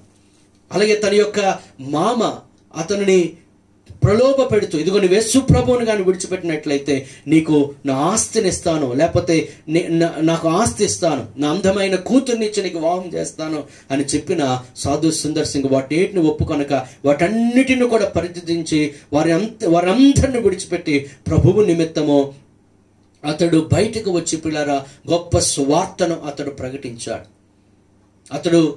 అతని యొక్క పాదములు చాలా రక్తముతో నిండిపోయినంతగా చలి ప్రదేశాల్లో, మంచు ప్రాంతాలకు వెళ్ళి అతడు సువార్తను ప్రకటించాడు. పిల్లారా, అయితే అతని యొక్క జీవితమును బట్టి ప్రభు ఎంతో సంతోషిస్తాడు. ఎందుకంటే అతడు సాధు సుందర్ సింగ్ ప్రభువునే అధికంగా ప్రేమించాడు. తన కుటుంబము కన్నా ప్రభువుకి ఎక్కువ ప్రాధాన్యత ఇచ్చాడు. అందుకే అతన్ని బట్టి ప్రభువు సంతోషిస్తున్నాడని మనం గమనించవచ్చు. ఫిలిప్పీయులకు రాసిన పత్రిక 3వ అధ్యాయం 7-8 వచనాల్లో అపోస్తలుడైన పౌలు చెప్తూ ఉన్నాడు, అయినను ఏవేవి నాకు లాభకరములై ఉండెనో వాటిని క్రీస్తు నిమిత్తం నష్టముగా ఎంచుకొంటిని. క్రీస్తు నిమిత్తము నష్టంగా ఎంచుకున్నాను. ఇంకంటాడు, నేను ప్రభువు నిమిత్తము పెంటతో సమానముగా నేను ఎంచుకున్నాను. అంటే నాకు క్రీస్తు కావాలి, నాకు ప్రభువు కావాలి. నాకు మరి ప్రభువు నిమిత్తము ఇక నాకు ఏదైనా కూడా నాకు పెంటతో సమానం. నేను నష్టంగా ఎంచుకుంటున్నాను. ప్రియ సహోదరుడా, నువ్వు చెప్పగలవా? ప్రభువా లేకపోతే ధనమా, ప్రభువా ఆస్తిపాస్తుల, ప్రభువా నీ యొక్క కుటుంబమా అనే పరిస్థితి నీకు ఏర్పడినప్పుడు నీవు ప్రభువుని ప్రేమించి ప్రభువుని హత్తుకుంటే, ప్రభువు కొరకు సమస్తమును విడిచిపెట్టగలిగితే అప్పుడు నీవు ప్రభువుకి శిష్యుడిగా ఉండగలవు. నిజమైన శిష్యుడు ప్రభువు కొరకు ఏదైనా త్యాగం చేయడానికి ఇష్టపడతాడు. ప్రభువుని ప్రేమించే నిమిత్తము ఏదైనా విడిచిపెట్టడానికి ఇష్టపడతాడు. ఎప్పుడైతే యేసుక్రీస్తు వారు పేతురు, యోహానులను ఆయన పిలిచాడో, ఆంద్రేయ, సీమోనులను పిలిచారో, వారు యేసుప్రభు అన్నాడు, నా వెంబడి రండి, మనుషుల పట్టు జాలరుగా చేస్తానని వెంటనే వారు తమ వలలు, తమ దోనెను, తమ తండ్రిని విడిచిపెట్టి వారు యేసు వెంట వెళ్ళిపోయారు. ప్రియ సహోదరుడా, ప్రభు కొరకు ఏదైనా విడిచిపెడుతున్నావా? ఒకరోజు ప్రభు అడుగుతూ ఉన్నాడు, సీమోను వీరందరికంటే ఎక్కువగా ప్రేమిస్తున్నావనంటే సీమోను ముమ్మారు కూడా చెప్పిన జవాబు ఏంటంటే, అవును తండ్రి, నేను నిన్ను ప్రేమిస్తూ ఉన్నాను. ప్రియ సహోదరుడా, నీ ప్రభువుని ప్రేమిస్తున్నావా? ప్రభును ప్రేమిస్తే ప్రభువు కొరకు ఏమైనా త్యాగం చేయగలిగావా? ప్రభువు కొరకు కొన్నిటిని విడిచిపెట్టగలుగుతున్నావా? ప్రభువు కొరకు కొన్నిటిని పరిత్యజించగలుగుతున్నావా? అప్పుడే నువ్వు ప్రభువుకి నిజమైన శిష్యుడిగా ఉండగలవు. మూడవదిగా గమనిస్తే ఎవరు యేసుక్రీస్తు వారికి నిజమైన శిష్యులు అని అంటే యోహాను సువార్త 13:34-35 వచనాల్లో ఈ మాట మనకు కనబడుతుంది. మీరు ఒకరినొకరు ప్రేమింపవలనని మీకు క్రొత్త ఆజ్ఞ ఇచ్చుచున్నాను. నేను మిమ్మల్ని ప్రేమించినట్టే మీరును ఒకరినొకరు ప్రేమింపవలెను. మీరు ఒకని ఎడల ఒకడు ప్రేమ గలవారైన ఎడల దీని బట్టి మీరు నా శిష్యులని అందరూ తెలుసుకొందురనెను. చూడండి, మీరు ఒకరినొకడు ప్రేమించుటను బట్టి మీరు నాకు శిష్యులని అందరూ తెలుసుకుందరు. ఎవరు యేసుక్రీస్తు వారికి నిజమైన శిష్యులు అని అంటే, యేసు ప్రభువు మనలను ఎలాగైతే ప్రేమించాడో అదే ప్రేమతో ఇతరులను కూడా ప్రేమించగలిగిన వారే ప్రభువుకి నిజమైన శిష్యులు. మన మంచివారము కాకపోయినా, మనము అపరిశుద్ధతలో మనం ఉన్నా, మనము నీచులమైన పాపులమైన, మనలో ఎన్నో లోపాలు ఎన్నో బలహీనతలు మనలో ఉన్నా యేసుక్రీస్తు వారు మనల్ని ప్రేమించారు. రోమీయులకు రాసిన పత్రిక 5వ అధ్యాయంలో చదువుతున్న మనం ఇంకను బలహీనులమై ఉండగా, మనం ఇంకను భక్తిహీనులమై ఉండగా, దేవునికి శత్రులమై ఉండగా, పాపులమై ఉండగా యేసుక్రీస్తు వారు మనల్ని ప్రేమించారు. మన మీద మంచివారమని, గొప్పవారమని, మన పరిశుద్ధులమని, మనం జ్ఞానవంతులమని ఆయన ప్రేమించలేదు. మనం ఎన్నో విషయాల్లో మనము చాలా బలహీనులము, చివరికి మనము పాపులము. అయినా యేసుక్రీస్తు వారు మనల్ని ప్రేమించి మన కొరకు తన ప్రాణాన్ని పెట్టారు. జక్కయ్యని అందరూ అంటూ ఉన్నారు, ఇతడు పాపి పాపి, అతడు చాలా లంచగొండి, అతడు తీసుకొనవలసిన దానికన్నా ఎక్కువగా వసూలు చేసేవాడు. ప్రజలందరి నోట్లో అతడు పాపి అనే మాట వినబడుతుంది. అది యేసుక్రీస్తు వారు అతని ఇంటికి వెళ్ళాడు. ప్రియులారా, వారందరూ అనుకుంటున్నారు, ఇదిగో యేసు ప్రభు పాపి అయిన ఈ మనుషునింటికి వెళ్ళాడు, బస చేయడానికి వెళ్ళాడేంటి, పాపి అయిన మనుషుని ఇంటిలో బస చేస్తున్నాడేంటని వారు ఆశ్చర్యపోతున్నారు. ప్రియ సహోదరులారా, యేసు ప్రభు వచ్చింది పాపుల కొరకు ఆయన వచ్చాడు. అందుకే జక్కయ్య ఇంటికి వెళ్ళి అతన్ని మార్చగలిగాడు. ఇదిగో ప్రభు అంటే నేడు ఈ ఇంటికి రక్షణ వచ్చింది అంటే పాపులను సైతము ప్రభు ప్రేమించాడు. ఇప్పుడు అంటూ ఉన్నాడు ప్రభు, ఇదిగో నేను మిమ్మల్ని ఎలాగైతే ప్రేమించానో మీరు కూడా ఒకరినొకడు ప్రేమించండి. కొత్త నిబంధన గ్రంథంలో చూస్తే ఈ ఒకరినొకడు అనే మాట, వన్ అనదర్ అనే మాట సుమారుగా 52 సార్లు రాయబడింది. యేసు ప్రభు శిష్యులుగా మనలో ద్వేషము, మనలో పగ, మనలో అసూయ, మనలో మత్సరము, ఇతరులను ఆదరించలేకపోవడం, ఇతరులను అంగీకరించలేకపోవడం, ఇతరుల బలహీనతలను ఎప్పుడు ఎత్తి చూపుతూ, వారిని నిందిస్తూ, వారిని తోలనాడుతూ, వారిని తృణీకరిస్తూ, వారిని అసహించుకుంటూ ఉండడమో అది ప్రభు యొక్క శిష్యుల లక్షణము కాదు. ఎన్నోసార్లు ప్రభు విరోధకరముగా మనము పాపము చేసినా ప్రభు మనల్ని ప్రేమించలేదా? ప్రభు మనల్ని క్షమించలేదా? ఇక్కడ రాయబడిన మాట, ఇదిగో నేను మిమ్మల్ని ప్రేమించినట్లు మీరు కూడా ఒకరినొకరు ప్రేమించండి, దీన్ని బట్టి లోకానికి తెలుస్తుంది మీరు నాకు శిష్యులు అని. ఆయన శిష్యులుగా ఉండవలసిన అద్భుతమైన లక్షణం ఏంటంటే వారు ఒకరిని ఒకరు ప్రేమించాలి. యోహాను రాసిన మొదటి పత్రిక 4వ అధ్యాయము 20వ వచనము 21వ వచనం చదువుకుందాం. ఎవడైనను నేను దేవుని ప్రేమించుచున్నానని చెప్పి తన సహోదరుని ద్వేషించిన ఎడల అతడు అబద్ధికుడగును. తాను చూచిన తన సహోదరుని ప్రేమింపని వాడు తాను చూడని దేవుని ప్రేమింపలేడు. దేవుని ప్రేమించువాడు తన సహోదరుని కూడా ప్రేమింపవలెనను ఆజ్ఞను మనం ఆయన వలన పొంది ఉన్నాము. చూడండి, ఇక్కడ రాయబడిన మాట, ఎవడైనాను నేను దేవుణ్ణి ప్రేమిస్తున్నానని చెప్పి తన సహోదరుని ద్వేషిస్తే అతడు అబద్ధికుడు, అతనిలో దేవుని ప్రేమ లేదు. ఎదురుగా ఉన్న ఒక వ్యక్తిని, తన సహోదరుని ప్రేమించిన వాడు దూరముగా ఉన్న కనబడని దేవుణ్ణి ఎలా ప్రేమించగలడు అని ప్రశ్నిస్తున్నాడు యోహాన్. పిల్లరా, నీ సహోదరుని ప్రేమించగలుగుతున్నావా? నీ కుటుంబ సభ్యులను నీవు ప్రేమించగలుగుతున్నావా? నీ భర్తను, నీ భార్యను, నీ బిడ్డలను మనస్ఫూర్తిగా ప్రేమించగలుగుతున్నావా? నిజమే, వారిలో కొన్ని లోపాలు ఉండొచ్చు, నిజమే వారు కొన్ని విషయాల బలహీనులు కావచ్చు. అయినా ప్రభువు మనల్ని ప్రేమించినట్లు వారిని ప్రేమించాలి. ప్రభు మనల్ని క్షమించినట్లు వారిని మనము క్షమించాలి. యేసు ప్రభు అందరినీ ఆయన ప్రేమించాడండి. కొన్నిసార్లు కొందరు విషయాల్లో మనం అనుకుంటూ ఉండొచ్చు, ఇదిగో వీరిని క్షమించడం చాలా కష్టమని. కానీ ప్రభు మనల్ని క్షమించలేదా? యేసు ప్రభు నిందించిన వారిని, యేసు ప్రభును దూషించిన వారిని, యేసు ప్రభుని ద్వేషించిన వారిని, ఆయనను కొరడాలతో కొట్టిన వారిని, ఆయన ప్రక్కలో బల్లెంతో పొడిచిన వారిని, ఆయన తలకు ముళ్ళ కిరీటము పెట్టిన వారిని, ఆయన కాళ్ళల్లో చేతుల్లో మేకులు కొట్టిన వారిని కూడా యేసు ప్రభు వారు క్షమించి వారిని ప్రేమించాడు. మరి నిజమైన యేసు క్రీస్తు శిష్యులకు ఉండవలసిన లక్షణము అందరినీ ప్రేమించడం. ప్రియులారా, యోహాను రాసిన మొదటి పత్రికలోనే 2వ అధ్యాయం 9వ వచనం అంటాడు, ఎవరైనా దేవుని ప్రేమిస్తున్నానని చెప్పి సహోదరుని ద్వేషిస్తే వాడు ఇంకా చీకటిలో ఉన్నాడు అని. 3వ అధ్యాయం 10వ వచనంలో చూస్తున్నాము, ఎవరైనా సహోదరుని ప్రేమించకపోతే అతడు దేవుని సంబంధి కాదు అనే మాట అక్కడ చదువుతున్నాం. 4వ అధ్యాయం 20వ వచనంలో ఎవరైనా దేవుణ్ణి ప్రేమిస్తానని చెప్పి సహోదరుని ద్వేషిస్తే అతడు అబద్ధికుడు అనే మాట మనం చదువుతున్నాం. 3వ అధ్యాయం 15వ వచనంలో తన సహోదరుని ద్వేషించేవాడు నరహంతకుడు. నరహంతకుడు అనగా ఏదో హత్య చేసేయడం కాదండి. నీ సహోదరుని నీవు ద్వేషిస్తూ ఉంటే నువ్వు నరహంతకునితో సమానం. ఏ నరహంతకుని యందును నిత్య జీవముండదు. అంచేత ప్రియులారా, మనం మన సహోదరులను మనం ప్రేమించినప్పుడే మన ప్రభువుకు నిజమైన శిష్యులుగా మనం పరిగణించబడతాం. యోహాను రాసిన మొదటి పత్రిక 3:16లో మన సహోదరుల కొరకు మనము ప్రాణము పెట్టబద్దులై ఉన్నాము. 3వ అధ్యాయం 17వ వచనంలో మనము వారి మీద కనికరం చూపాలి, కనికరము చూపని వాని యందు దేవుని ప్రేమ ఉండదు. 3వ అధ్యాయం 18వ వచనంలో మాటతోనూ నాలుకతోనూ కాక క్రియతోనూ సత్యముతోనూ ప్రేమించాలి. కేవలం నోటి మాటలతో కాదు. కొంతమంది నోటి మాటలతోనే తమ ప్రేమను వ్యక్తపరుస్తూ ఉంటారు. అది కాదండి, నోటి మాటతో కాదు, వారు క్రియలతో సత్యముతో వారిని మనము ప్రేమించాలి. ప్రియ సహోదరి సహోదరుడా, నీవు ఇతరులను ప్రేమించగలుగుతున్నావా? ఇతరులను క్షమించగలుగుతున్నావా? ఒకవేళ ఎవరి మీద నీకు పగ, ద్వేషము, కక్ష ఉంటే ఈ వాక్యం వింటుండగానే వారిని మనస్ఫూర్తిగా క్షమించు.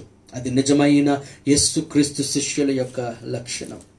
ఇదిగో మీ తండ్రి, ఇదిగో మీ దేవుడు మిమ్మల్ని క్షమించిన ప్రకారము మీరును ఒకరినొకరు క్షమించండి అనే మాట మనము బైబిల్లో చదువుతున్న ఎఫెసీ 4:32 వచనంలో మనం చదువుతున్నాం. మరి మనం ప్రేమిద్దాం, క్షమిద్దాం. అది నిజమైన క్రీస్తు యొక్క శిష్యుల లక్ష్యం. 4వదిగా, ఎవరు యేసు క్రీస్తు వారికి నిజమైన శిష్యుడు అని అంటే యోహాను సువార్త 8వ అధ్యాయము 31-32 వచనాలు ఒకసారి చదువుకుందాం.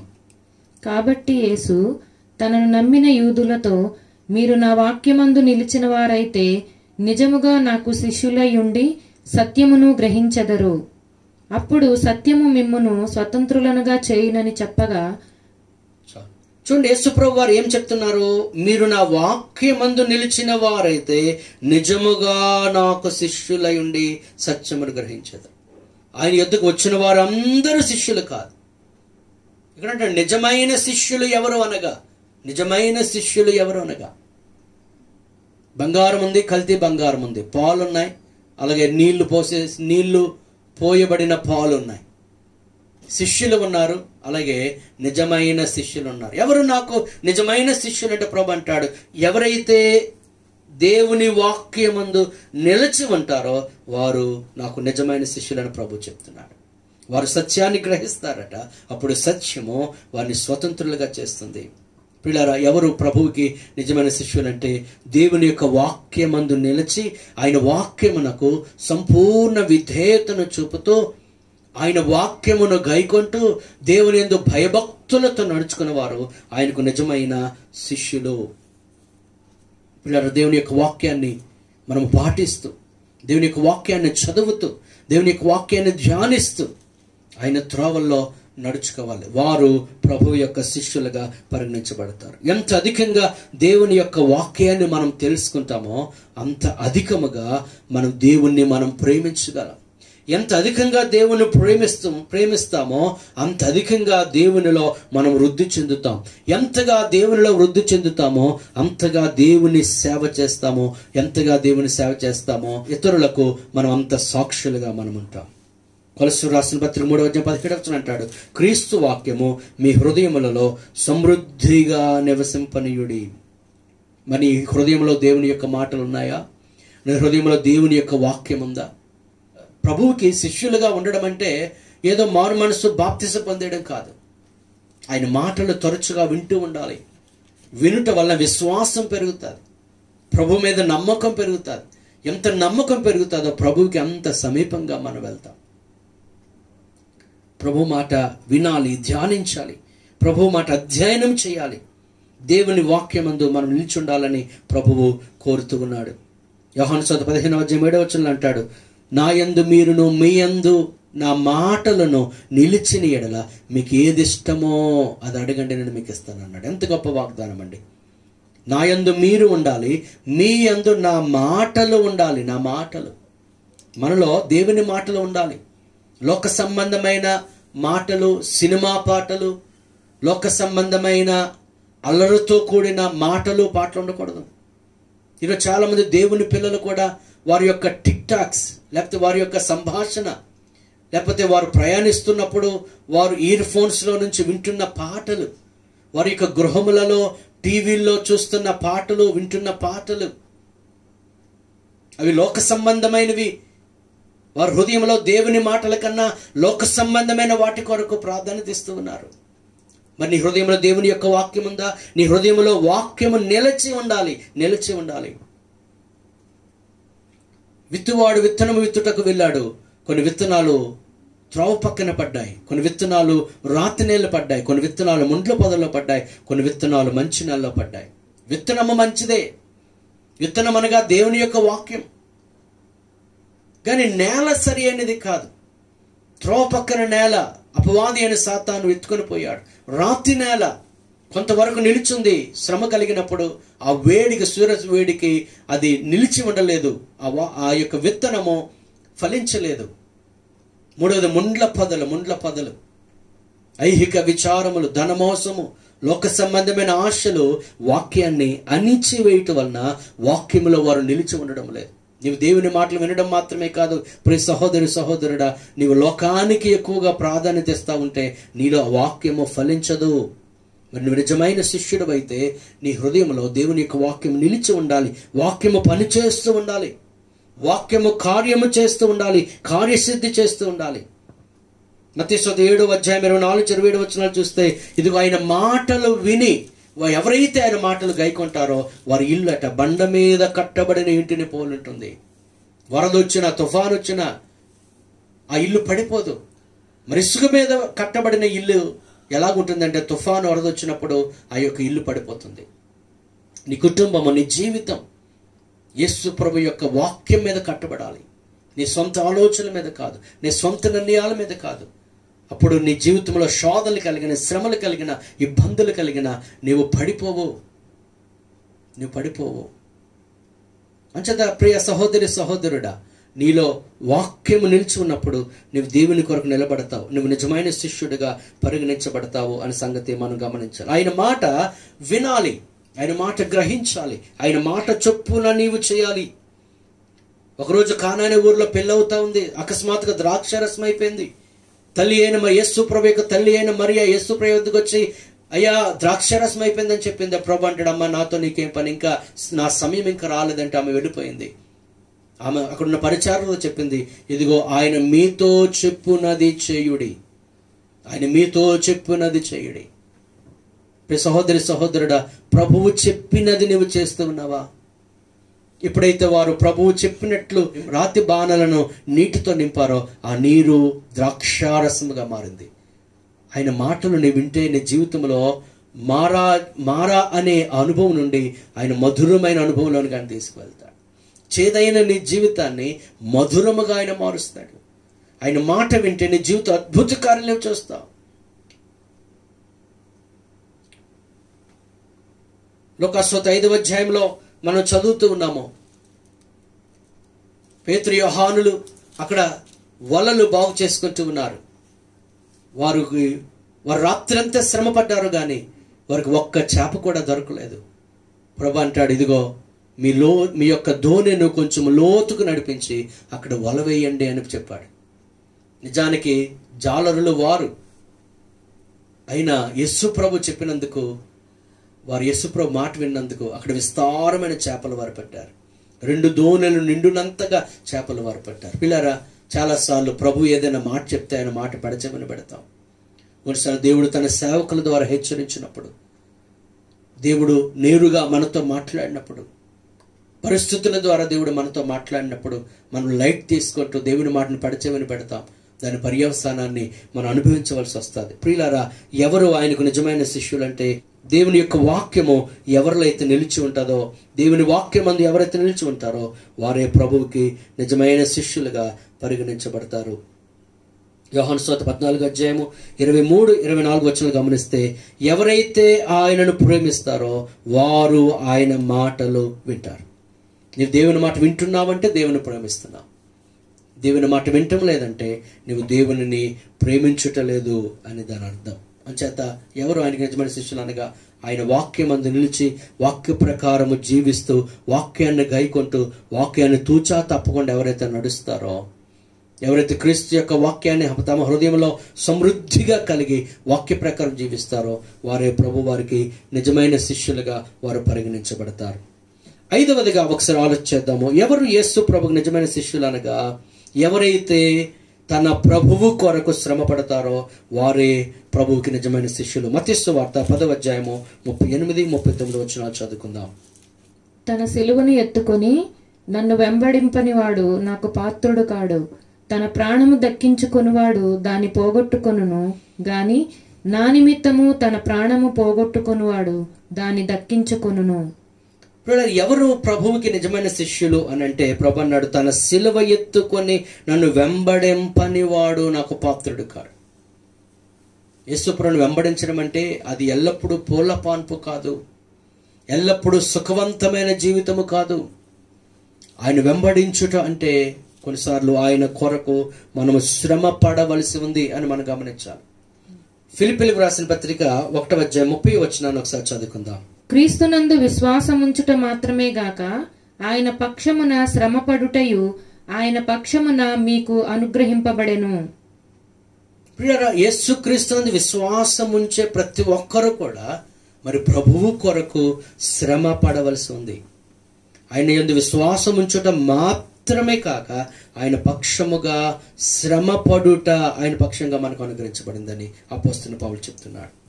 అపోస్తలుల కార్యములు 14:22 వచనంలో అంటాడు, మనం అనేక శ్రమలను అనుభవించి మనం దేవుని రాజ్యములోనికి మనము ప్రవేశించాలి. ఎప్పుడైతే యేసు ప్రభువును వెంబడించావో లోకము నిన్ను ద్వేషిస్తుంది, లోకము నిన్ను దూషిస్తుంది, లోకము నిన్ను శ్రమల పాలు చేస్తుంది.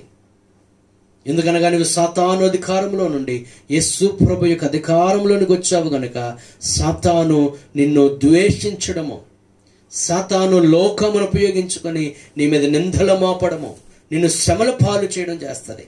అందు యేసు ప్రభు అన్నాడు, ఇదిగో లోకము మొదటిగా నన్ను ద్వేషించింది.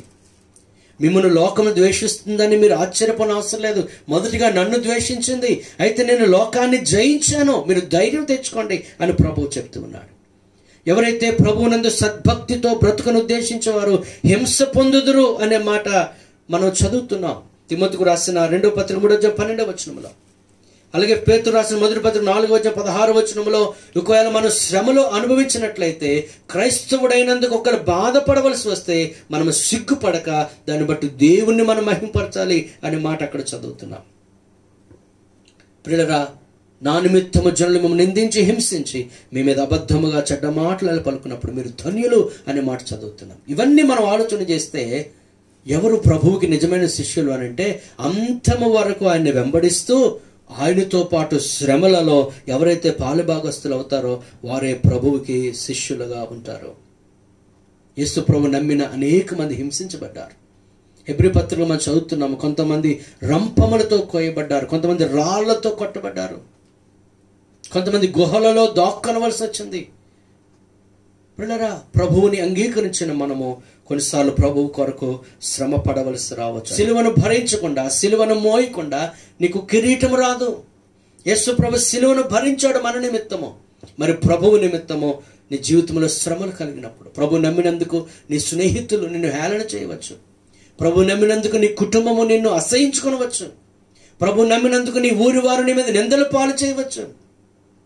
ప్రియులారా, మనల్ని మాత్రమే కాదు, ప్రభువుని కూడా లోకము ద్వేషించింది, ఆయన దూషించింది. మరి నిన్ను నన్ను కూడా దూషించవచ్చు. అయితే ప్రభువు కొరకు మనము శ్రమ పడాలి. ఎవరు ఆయనకు నిజమైన శిష్యులు అంటే ఆయన కొరకు శ్రమ పడవారే ఆయనకు నిజమైన శిష్యులు.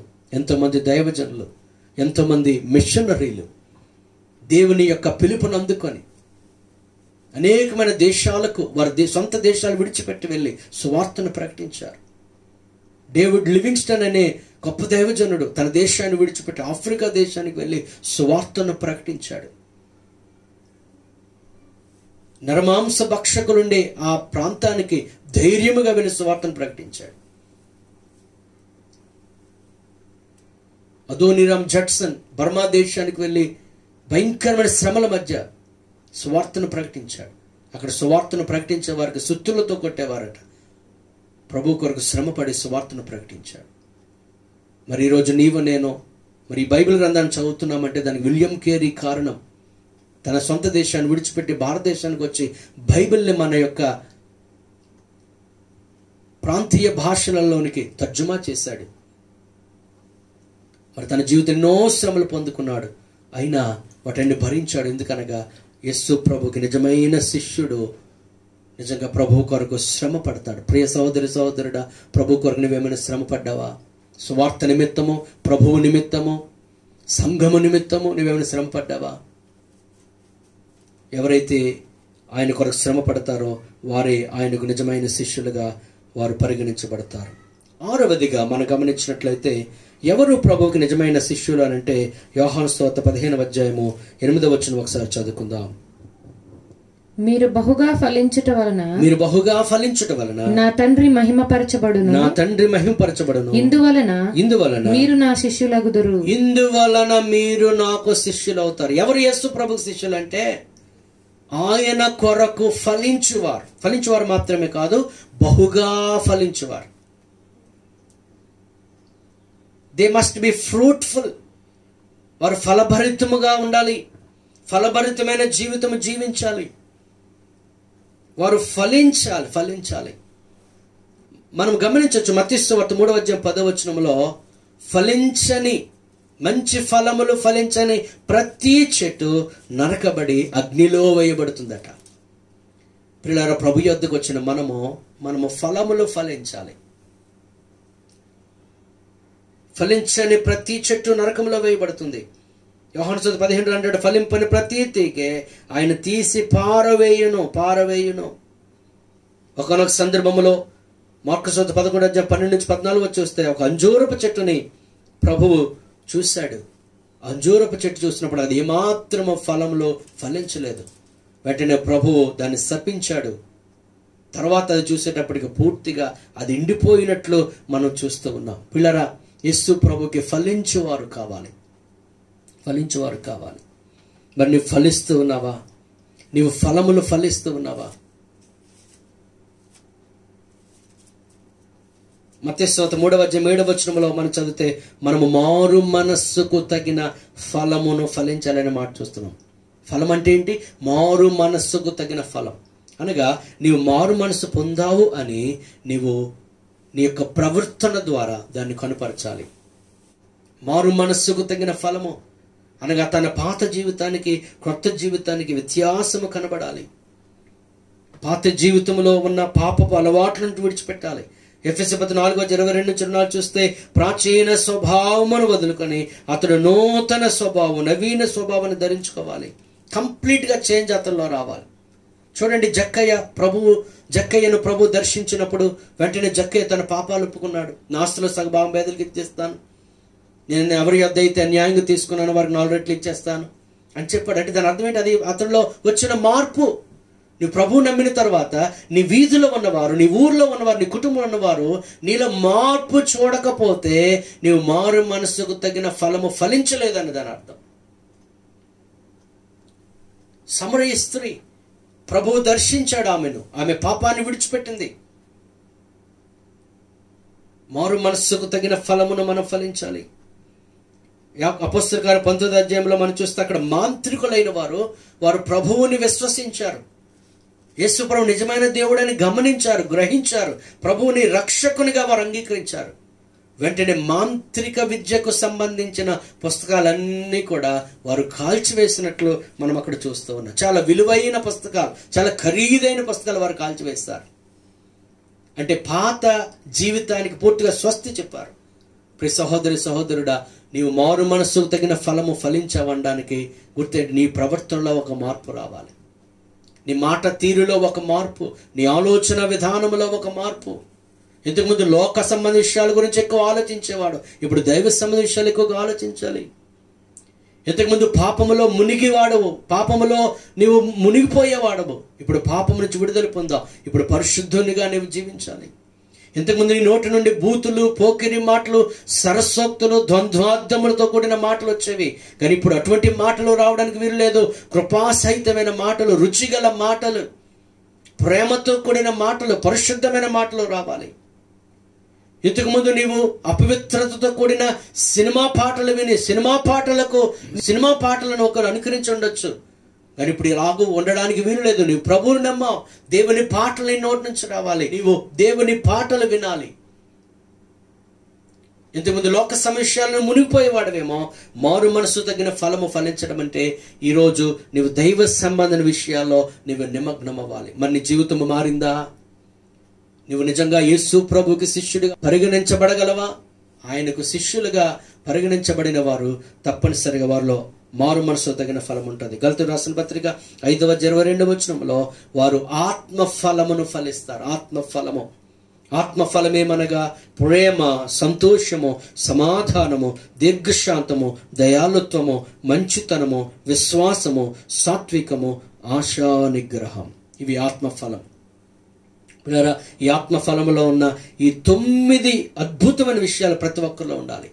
వారిలో ప్రేమ ఉండాలి, వారిలో సంతోషము ఉండాలి, వారు సమాధానంగా ఉండాలి, వారి హృదయంలో సమాధానం ఉండాలి, ఇతరులతో సమాధానంగా ఉండాలి, అన్నింటికి మించి దేవునితో సమాధానముగా వారు ఉండాలి.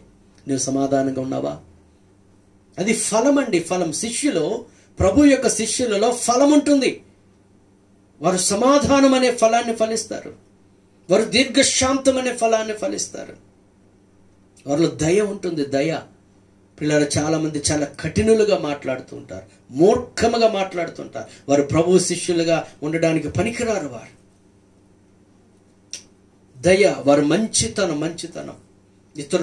ఇతరుల మంచిని కోరుకోవడం, ఇతరులు మంచిగా ఉంటే వారిని బట్టి సంతోషించడం. కొంతమంది ఇతరులు బాగుంటే చూడలేని పరిస్థితి, అది మంచితనము కాదు. మనకంటే ఇతర కుటుంబాలు బాగుంటే చూడలేని పరిస్థితి, మనకంటే ఇతరులు మంచి మంచి వస్తువులు కొనుక్కుంటే చూడలేని పరిస్థితి, మనకంటే ఇతరులు ఉన్నతమైన స్థితిలో ఉంటే చూడలేని అసూయతో కూడిన బుద్ధి, అది మంచితనము కాదు. నీతి, విశ్వాసము అనగా విశ్వాస్యత, నమ్మకత్వము, ఫెయిత్ఫుల్నెస్, వారు సాత్వికులు, అలాగే ఆశా నిగ్రహాన్ని కలిగి ఉంటారు. ఇది ఫలం. ప్రియులారా, యేసు ప్రభు శిష్యుడు అని అంటే వారిలో ఆత్మఫలము కనబడాలి. మరి నీలో ఆత్మఫలం కనబడుతుందా? ఇతరులని గురించి ఆమె ప్రేమ కలిగిన ఆమె అండి, లేకపోతే అతడు ప్రేమ కలిగిన వ్యక్తి అని చెప్పగలరా? ఆత్మఫలము కనబడాలి. ఎవరైతే ఫలములు ఫలిస్తారో వారే క్రీస్తుకు నిజమైన శిష్యులు అని మనం గమనించాలి. ఆఖరిగా 7వదిగా గమనిస్తే ఎవరు ప్రభువుకి నిజమైన శిష్యులు అని అంటే సువార్తను ప్రకటించి ఆత్మలు సంపాదించువారే యేసు ప్రభు వారికి నిజమైన శిష్యులు. ప్రభువారు చెప్పారు, ఇదిగో మరి సర్వలోకమునకు వెళ్ళి సర్వ సృష్టికి సువార్తను ప్రకటించండి, సమస్త జనులను శిష్యులనుగా చేయండి. శిష్యులను తయారు చేస్తారు. శిష్యులైన వారు సువార్తను ప్రకటించి అనేక మందిని ప్రభు యొద్దకు నడిపిస్తారు. అది ప్రభువు యొక్క శిష్యుల యొక్క లక్షణం. అందుకే యేసు ప్రభు పేతురు, ఆంద్రేయులను పిలిచినప్పుడు వారితో చెప్పిన మాట ఏంటి? ఇదిగో మీరు నా వెంబడి రండి, మిమ్మల్ని మనుష్యులను పట్టుజాలులుగా చేస్తాను. ఇంతవరకు మీరు చేపలు పట్టుకున్నారు, కానీ ఇప్పటి నుంచి మనుష్యులను పట్టుకోవాలి. ఏ మనుషులను? పాపముతో నిండిపోయిన వారిని, శాపాలు అనుభవిస్తున్న వారిని, సాతాను యొక్క అంధకారంలో చీకటిలో మ్రగిపోతున్న వారికి ఇదిగో ఈ శుభవార్త ప్రకటించి మిమ్మల్ని రక్షించడం కొరకే యేసుక్రీస్తు వారు లోకానికి వచ్చారు. మిమ్మల్ని విడిపించడం కొరకే, మీకు పరలోక రాజ్యం ఇచ్చుట కొరకే యేసుక్రీస్తు లోకానికి వచ్చారన్న శుభవార్త వారికి ప్రకటించి వారిని పట్టుకోవాలి, వారిని ప్రభువు కొరకు సంపాదించాలి, వారిని నరకము నుండి పరలోకము వైపుకి వారిని తిప్పాలి, వారిలో ఉన్న చీకటిని తొలగించి వారి జీవితాలు వెలుగుతో నింపాలి. అందుకే యేసుక్రీస్తు వారు శిష్యులను ఏర్పరచుకున్నాడు. అందుకు అపోస్తలులైన వారు పిల్లారా, సువార్త నిమిత్తము వారి ప్రాణాలు కూడా కోల్పోయారు. అపోస్తలుడైన పౌలు ఎన్నో ప్రయాసలు ఎన్నో శ్రమలు పడ్డాడు. ఎంతో ప్రయాసకు ఓడ్చి ఎన్నో శ్రమలు పడి సువార్తను ప్రకటించి అనేక ఆత్మలు సంపాదించాడు. యేసు ప్రభు శిష్యులకు ఉండే లక్షణము వారు సువార్తను ప్రకటించి ఆత్మలు సంపాదిస్తారు. అసలు యేసు ప్రభు మనల్ని ఎందుకు పిలిచాడు? పేతురు రాసిన మొదటి పత్రిక 2వ అధ్యాయం 9వ వచనం ఒకసారి చదువుకుందాం. అయితే మీరు చీకటిలో నుండి ఆశ్చర్యకరమైన తన వెలుగులోనికి మిమ్మును పిలిచిన వాని గుణాతిశయములను ప్రచురము చేయి నిమిత్తము ఏర్పరచబడిన వంశమును. ఎందుకు ఏర్పరచుకున్నాడండి మనల్ని? దేవుని యొక్క గుణాతిశయములను మనము ప్రచురము చేయాలి, ప్రచారము చేయాలి. అందుకే మనల్ని ఏర్పరచుకుని అంటాడు, మీరు ఏర్పరచబడిన వంశమును, రాజులైన యాజక సమూహమును, పరిశుద్ధ జనమును, దేవుని సొత్తైన ప్రజలు. నువ్వు ప్రభువుని గురించి ప్రచురం చేస్తున్నావా? ఆ గొల్లలో యేసు ప్రభువుని చూచి ఆ యొక్క శుభవార్తను వెళ్ళి ప్రచురం చేశారు. యేసు ప్రభువుని గురించి నువ్వు తెలుసుకున్నావు, ఆయన మందిరానికి వస్తున్నావు, నీవు మారుమనసు రక్షణ బాప్తిసం పొందావు, కానీ ప్రభువు గురించి నువ్వు సువార్తను ప్రకటిస్తున్నావా? ఒక వ్యక్తి శిష్యునిగా మారాలంటే నీవు ఆ వ్యక్తికి సువార్తను ప్రకటించాలి. ఈరోజు ఎంతమంది సువార్తను ప్రకటిస్తూ ఉన్నారు? ఆది సంఘంలో ఉన్న ప్రతి విశ్వాసి కూడా సువార్తను ప్రకటించేవారు. అపోస్తలుల కార్యం 8వ అధ్యాయంలో చదివితే యెరూషలేములో హింస కలిగింది. 4వ వచనం చదువుతున్నాము, చెదిరిపోయిన వారు సువార్త వాక్యమును ప్రకటించారు. హింసలలో కూడా వారు సువార్తను ప్రకటించారు. పిల్లారా, సువార్తను ప్రకటించాలి. యేసు యొక్క రాకడ సమీపంగా ఉంది. అందరూ అంతటా రక్షణ పొందాలని ఆయన నిశ్చయించుచున్నాడు. మీరు రక్షణ పొందవలననే ఆయన ఆలస్యం చేయుచున్నాడన్న మాట బైబిల్లో చదువుతున్నాం. ప్రభువు రాకడ సమీపంగా ఉంది. ఇంకా రక్షణ పొందవలసిన వారు ఎంతో మంది ఉన్నారు. రక్షణ పొందవలసిన వారి కొరకు నువ్వు గంటల తరబడి ప్రార్థన చేసినా వారికి నువ్వు సువార్త ప్రకటించకపోతే వారు యేసు ప్రభుని గురించి తెలుసుకోలేరు, వారు రక్షణ పొందలేరు. అందుకే ప్రభు అన్నాడు, మీరు సర్వలోకానికి వెళ్ళి సర్వ సృష్టికి మీరు సువార్తను ప్రకటించండి. అపోస్తలుడైన పౌలు అంటాడు, నేను సువార్తను గురించి నేను సిగ్గుపడేవాడిని కాను, సువార్తను ప్రకటించవలసిన భారము నా మీద మోపబడి ఉంది. అయ్యో, నేను సువార్తను ప్రకటించకపోయిన యెడల నాకు శ్రమ. ప్రియ సహోదరుడా, నువ్వు ఎంతమందికి సువార్తను ప్రకటించావు? ఎంతమందిని ప్రభు యొద్దకు నడిపించావు? చాలా మంది అనుకుంటారు సువార్త ప్రకటన అనేది ఇది కేవలము పాస్టర్స్ మాత్రమే చేసేదని. కాదు పిల్లారా, ప్రతి విశ్వాసి, రక్షణ పొందిన ప్రతి విశ్వాసి కూడా సువార్తను ప్రకటించాలి. ఆది సంఘములో అపొస్తలుల 2:47 చదువుతున్నాము, ప్రభువు రక్షణ పొందుచున్న వారిని అనుదినము వారితో చేర్చుచుండెను. అంటే ప్రతిరోజు కూడా అనేక మంది రక్షణ పొందేవారట. కారణం ఏంటి? అనుదినము వారు సువార్తను ప్రకటించేవారు. నీవు సువార్తను ప్రకటిస్తున్నావా? దేవుడిచ్చిన ఈ సాధనాలు, ఈ మొబైల్ ఫోన్ ద్వారా ఎంతో మందికి సువార్తను ప్రకటించవచ్చు. లేదా నేరుగా వెళ్ళి సువార్తను ప్రకటించవచ్చు. కరపత్రముల ద్వారా సువార్తను ప్రకటించవచ్చు. నీ స్నేహితులు ఎంతోమంది నరకానికి వెళ్ళిపోతున్నారు. ఒకవేళ వారు నరకానికి వెళ్ళిపోతే దానికి ఉత్తరవాదివి నీవే. ఎందుకంటే సంవత్సరాల తరబడి వారితో స్నేహం చేస్తావు, కానీ వారికి ఒక్కరోజు కూడా నీ సువార్తను ప్రకటించలేదు. నీ ఇరుగు పొరుగు వారు ఒకవేళ నరకానికి వెళ్ళిపోతే వారికి ఉత్తరవాది నీవే. ఎందుకంటే సంవత్సరాల తరబడి వారి ప్రక్కనే ఉన్నావు, కానీ వారికి సువార్త నువ్వు ప్రకటించలేదు. పిల్లరా, దేవుడు మనతో మాట్లాడుతూ ఉన్నాడు. ఎవరు ఆయనకు నిజమైన శిష్యులు అనగా ఎవరైతే ప్రభువు యొక్క సువార్తను ప్రకటించి అనేక మంది రక్షణ నడిపిస్తారో వారు ప్రభు యొక్క శిష్యులు. ఈరోజు అనేక మంది నరకానికి పోతున్నారని తెలిసిన చాలా మంది సువార్తను ప్రకటించకుండా ఉన్నారు. ఒక రైల్వే ట్రాక్ మీద ఒక వ్యక్తి చనిపోవడానికి ఒకరు సిద్ధంగా ఉంటే ఆ యొక్క సన్నివేశాన్ని చూస్తున్న నీవు వెళ్ళి అతన్ని రక్షిస్తావు కదా. అతనిని రక్షించకపోతే మనము బుద్ధిహీనులమవుతాము.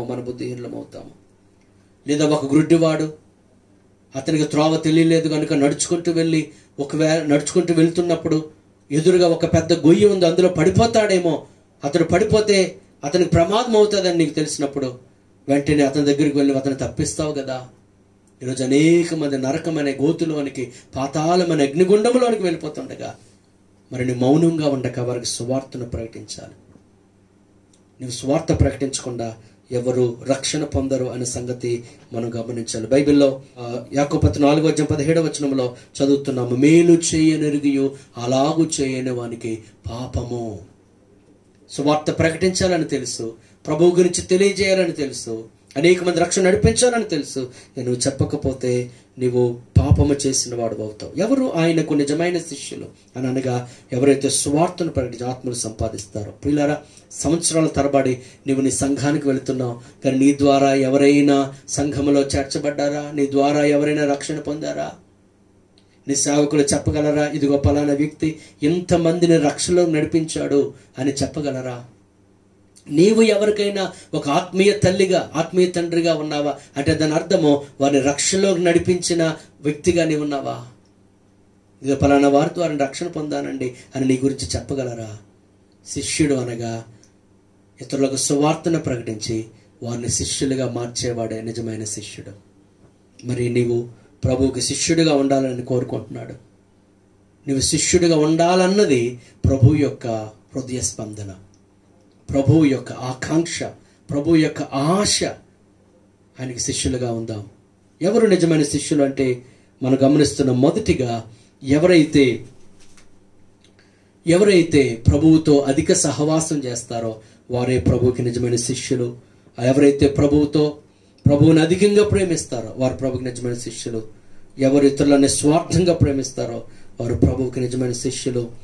ఎవరు దేవుని మాట ప్రకారం జీవిస్తారో వారు ప్రభువుకి నిజమైన శిష్యులు. ఎవరు ప్రభు కొరకు శ్రమ పడతారో వారు ప్రభువుకి నిజమైన శిష్యులు. అలాగే ఎవరు ఫలములు ఫలిస్తారో వారు ప్రభు నిజమైన శిష్యులు. ఎవరు సువార్తను ఆత్మను సంపాదిస్తారో నిజమైన శిష్యులు. ప్రియులారా, మరి ఇంతవరకు 7 విషయాలు మనం నేర్చుకున్నాము. మరి 7 విషయాలు మనం పాటించగలుగుతున్నామో పరిశీలన చేసుకుందాం.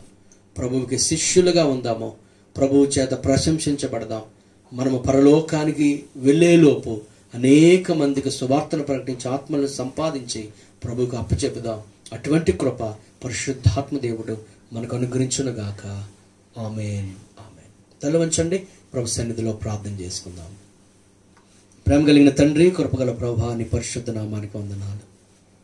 పాపముల చేత, అపరాధముల చేత చచ్చిన వారమే ఉండగా మమ్మను పాపము నుండి విడిపించుట కొరకు, నరకము నుండి తప్పించుట కొరకు పరలోకాన్ని విడిచిపెట్టి లోకానికి వచ్చి మా కొరకు మరణించి సమాధి చేయబడి తిరిగి లేచి పరలోకానికి ఆరోహణమయ్యావు, మరలా రాబోతూ ఉన్నావు.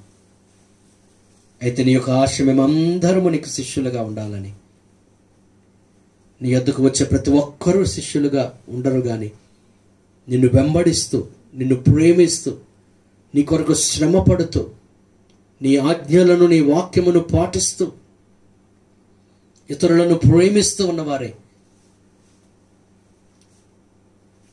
నీకు శిష్యులుగా పరిగణించబడతారని మాతో మాట్లాడాం.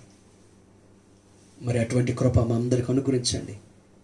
ఈ వాక్యమైన ప్రతి ఒక్కరిని మీరు దర్శించండి. ప్రతి ఒక్కరు కేవలము నీకు అభిమానులుగా కాకుండా నిన్ను అనుసరించేవారిగా, నీకు శిష్యులుగా ఉండుటకు సహాయం చేయండి. ప్రతి సంఘాన్ని మీరు ఆ రీతిగా సిద్ధపరచండి. కేవలం మందిరానికి వెళ్ళి వచ్చేవారుగా కాకుండా సువార్త వ్యాపకములో ప్రతి ఒక్కరూ నిమగ్నమై, నాయనా ఎంతోమంది నశించిపోతుండగా వారికి సువార్తను ప్రకటించి వారిని నీకు అప్పగించుటకు ప్రతి ఒక్కరికి కృప చూపండి. ఈ వాక్యం అందరి హృదయాల్లో ఫలింపచేయండి. సమస్త మహిమా ఘనత ప్రభావాలు మీకు ఒక్కరికి ఆరోపిస్తూ యేసు నామమున అడిగి వేడుకొనుచున్నాం మా పరమ తండ్రి, ఆమేన్. ఇప్పుడు మన పరమ తండ్రి అయిన దేవుని ప్రేమ, ప్రభువును రక్షకుడైన యేసుక్రీస్తు వారి కృప, పరిశుద్ధాత్మనికి అన్యోన్య సహవాసము, సమాధానము, సంతోషము సకల పరిశుద్ధులకు ఈ వాక్య సందేశం ఉన్న ప్రతి ఒక్కరికి సదాకాలము తోడైండి నడిపించునుగాక. ఆమేన్. ఆమేన్. యేసు రక్తమే జయం, ప్రభు యేసు రక్తమే జయం. యేసు నామమునకు సంపూర్ణ విజయం కలుగునుగాక. ఆమేన్. దేవుడు మిమ్మల్ని దీవించునుగాక. మరి వాక్య సందేశం ద్వారా మీరు దీవించబడ్డారని, దర్శించబడ్డారని నమ్ముచు ఉన్నాను. అలాగే వాక్య సందేశాలు మీకు ఆశీర్వాదకరంగా ఉన్నట్లయితే మరి సాక్ష్యములు మాతో పంచుకోనండి. అలాగే ఇతరులకు ఈ వాక్య సందేశాన్ని షేర్ చేయండి. ఈ యూట్యూబ్ ఛానల్ని సబ్స్క్రైబ్ చేసుకోవడం మర్చిపోవద్దు. దేవుడు మిమ్మలను, మీ కుటుంబాలను బహుగా ఆశీర్వదించునుగాక. ఆమేన్.